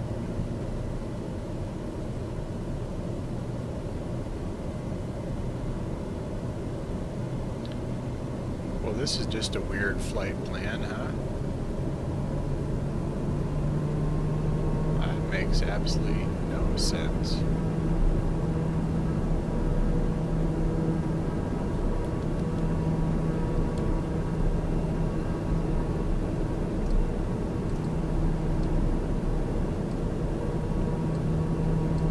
So apparently this flight plan comes with a hold off on approach, where we approached the runway and circled back. So I think this would be like a traffic hold kind of a pattern. So we'll go with it.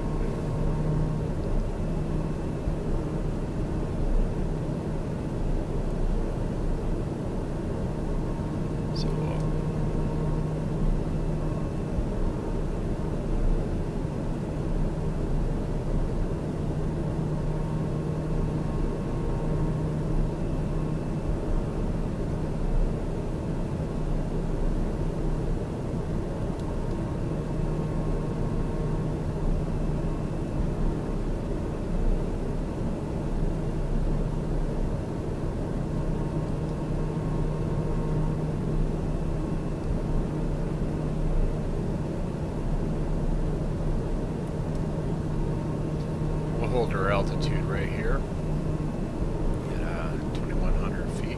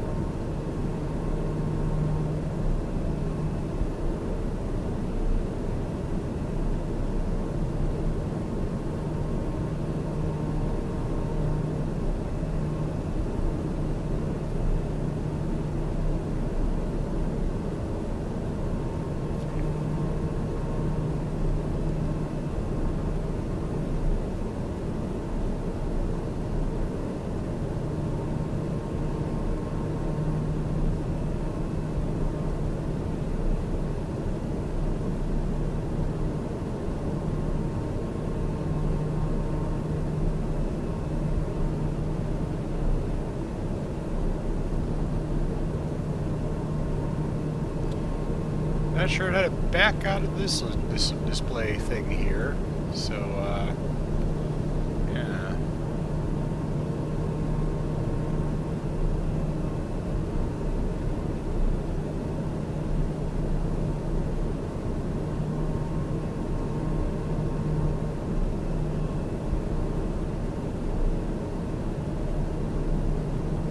Okay.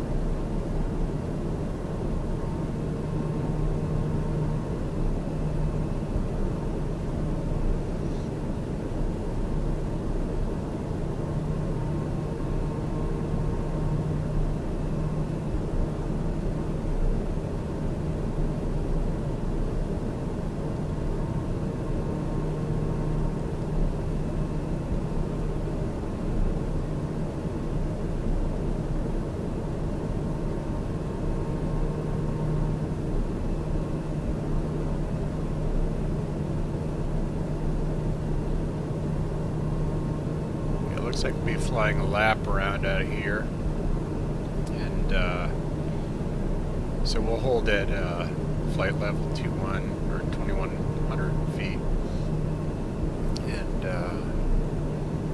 we'll just drive around the parking lot here until it's time to land. So I'm not sure why it gave us a traffic hold on the flight plan, but one day I'll learn how to modify flight plans to eliminate those things.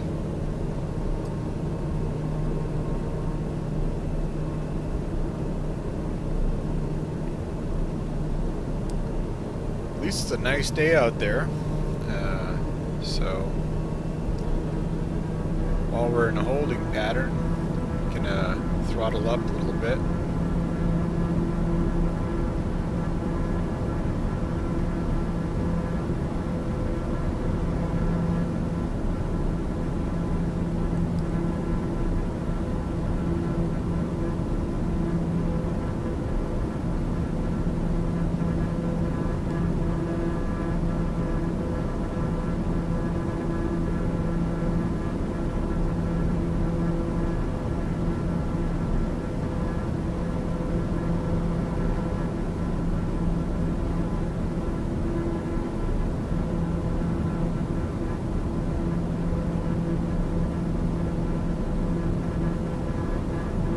there we go.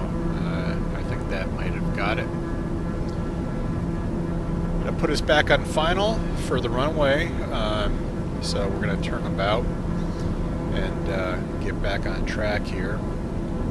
The flight plan had us doing a couple laps off the end runway, which I guess that would be like a traffic hold pattern, but there's no traffic. I'm the only one flying in this simulated landscape here, so yeah. Let's get past all that and get ready to put her on the ground.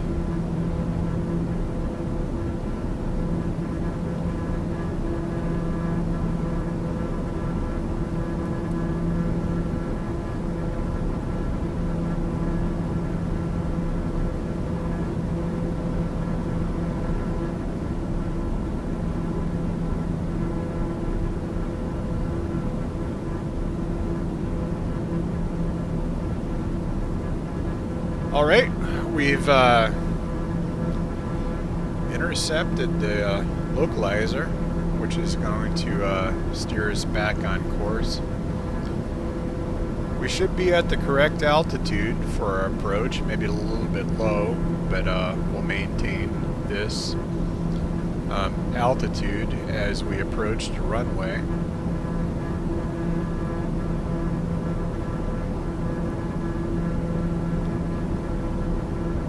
It looks like we're stable around 92 knots here, so we'll maintain that airspeed to try to quicken our approach, hasten our approach, and once we get straightened out on the runway, we'll decrease our airspeed down to 85 knots for our final landing.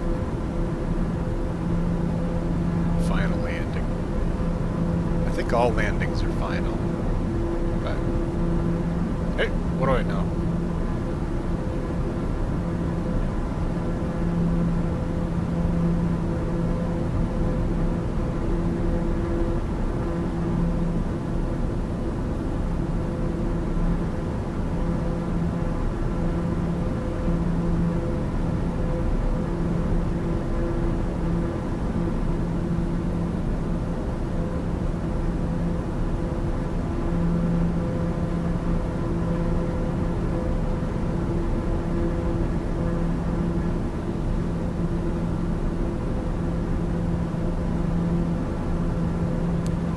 Alright, let's try this once again. Ladies and gentlemen, please put your tray backs to the full upright position in your seats. Stow all your garbage and yeah, get ready for a slightly bumpy landing.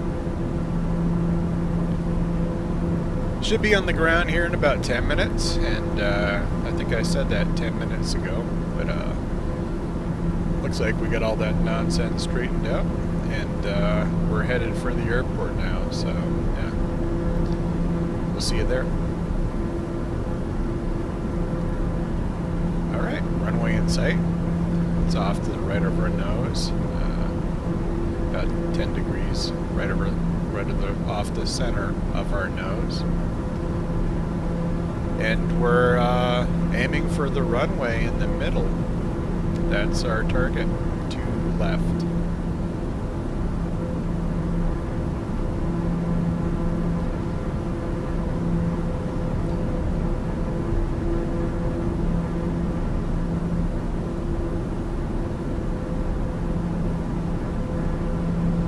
Now, something I've noticed about this game, or this simulator, sometimes when you make a flight plan, more often than not, it's a good plan.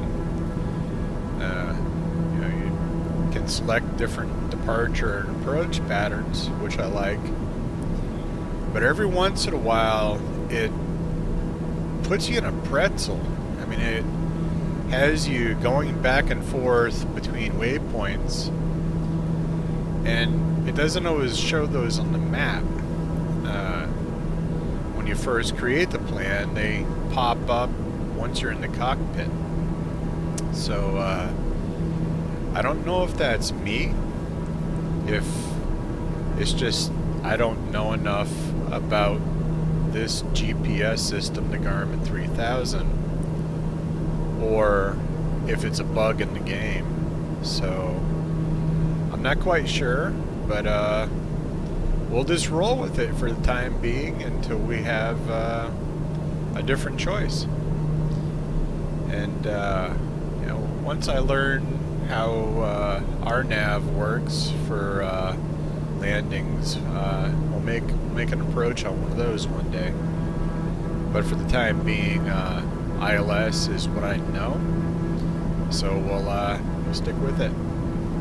ST3 Tango Whiskey Foxtrot 129er cleared to land runway 2 left. 1248 at 7. All right. Cleared to land runway 2 left ST3 Tango Whiskey Foxtrot 129er. All right. Approach is armed.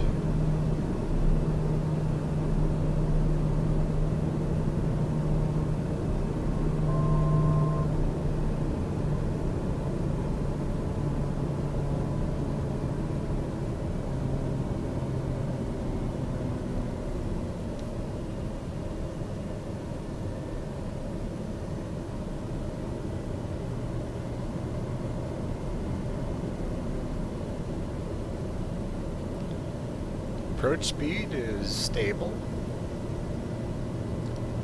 Just a little bumpy.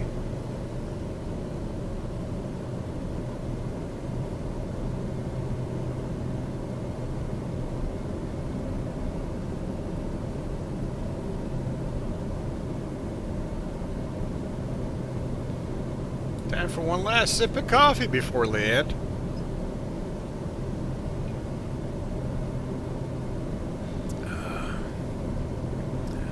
You probably couldn't do in real life.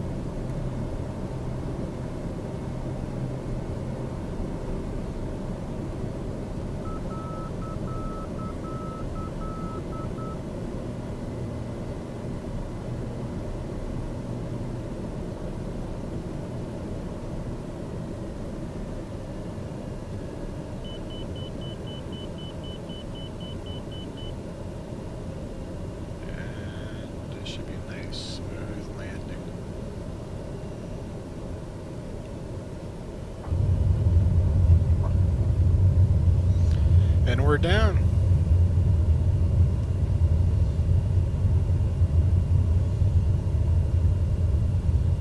Alright. We'll get off the runway as soon as we can here up here. Looks like we'll be departing the runway to the left. ST3 Tango Whiskey Foxtrot 129er, turn next taxiway. So let's turn here.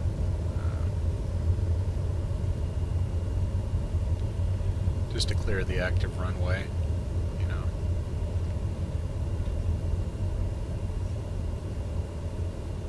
ST3 Tango Whiskey Foxtrot 129er, contact ground on 121.9er. Going to 121.9er, ST3 Tango Whiskey Foxtrot 129er. And we'll stop and hold short while we get directions to park.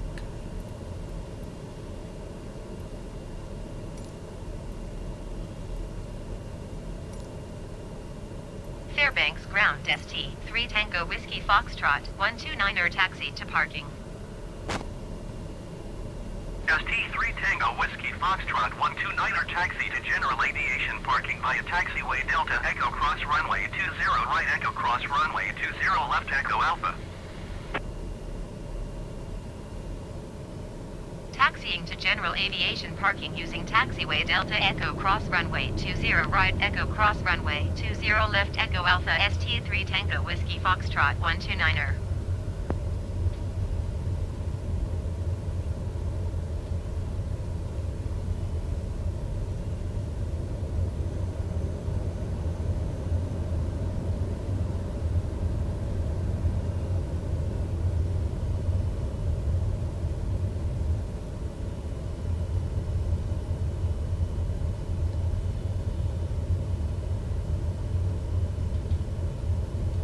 About a half mile to our parking spot here. This is a fairly big airport. It's not as big as some other airports, like Hong Kong is absolutely huge. You'll go about 1.5 miles to reach a parking pad there for the small general aviation aircraft. So I've never landed here, so we'll see what the scenery's like.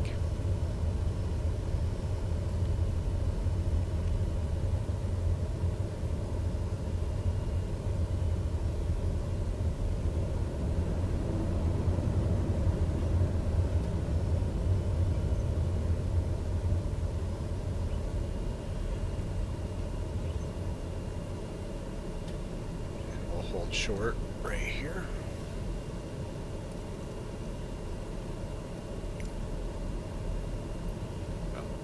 Cleared, actually. My bad.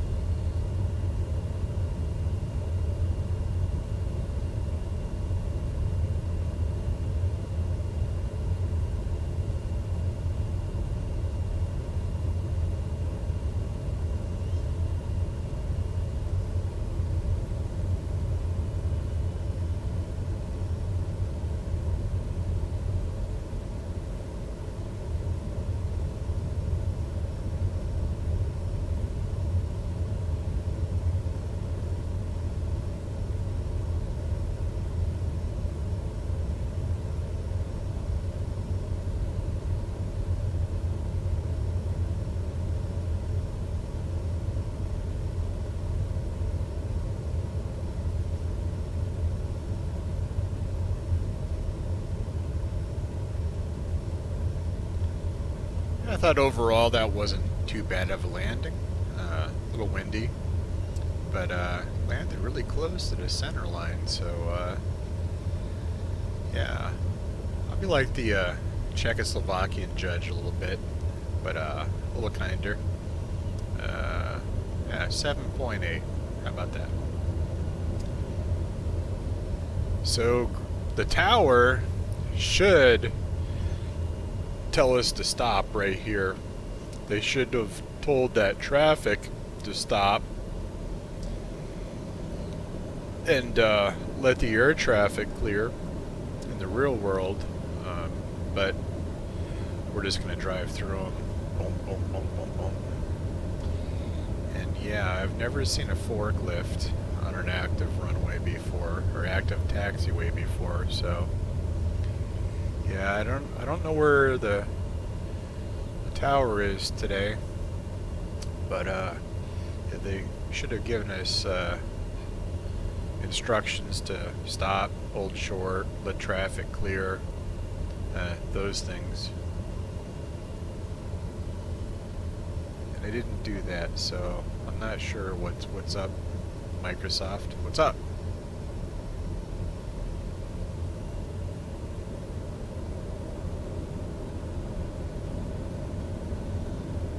So we're approaching our parking spot. Looks like we're gonna head straight in.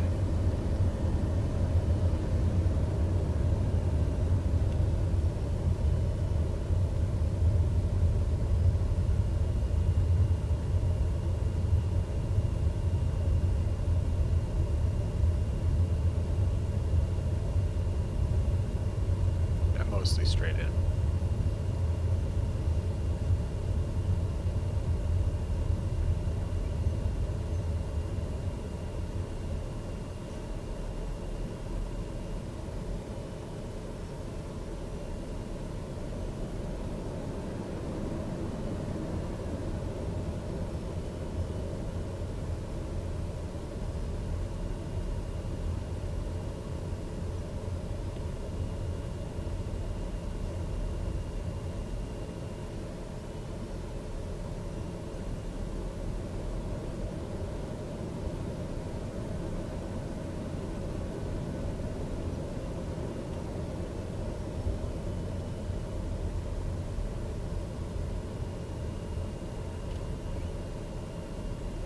Alright, we're down. Let's park it.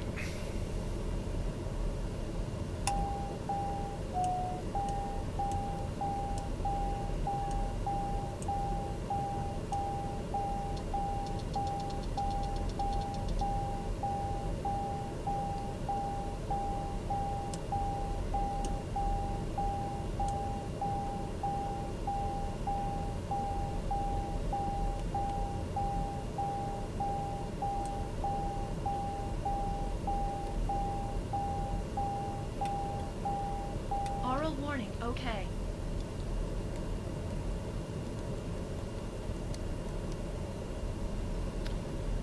Alright, autopilot off. Fuel pump off.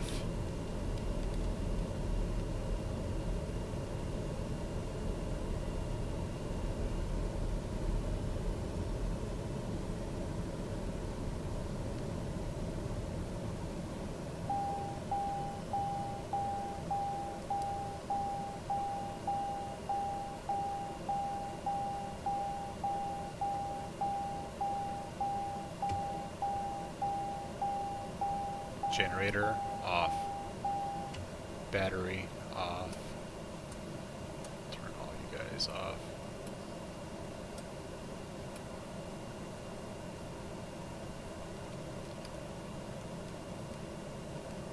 Alright folks, this marks the end of our flight. Thanks, and catch you on the next one.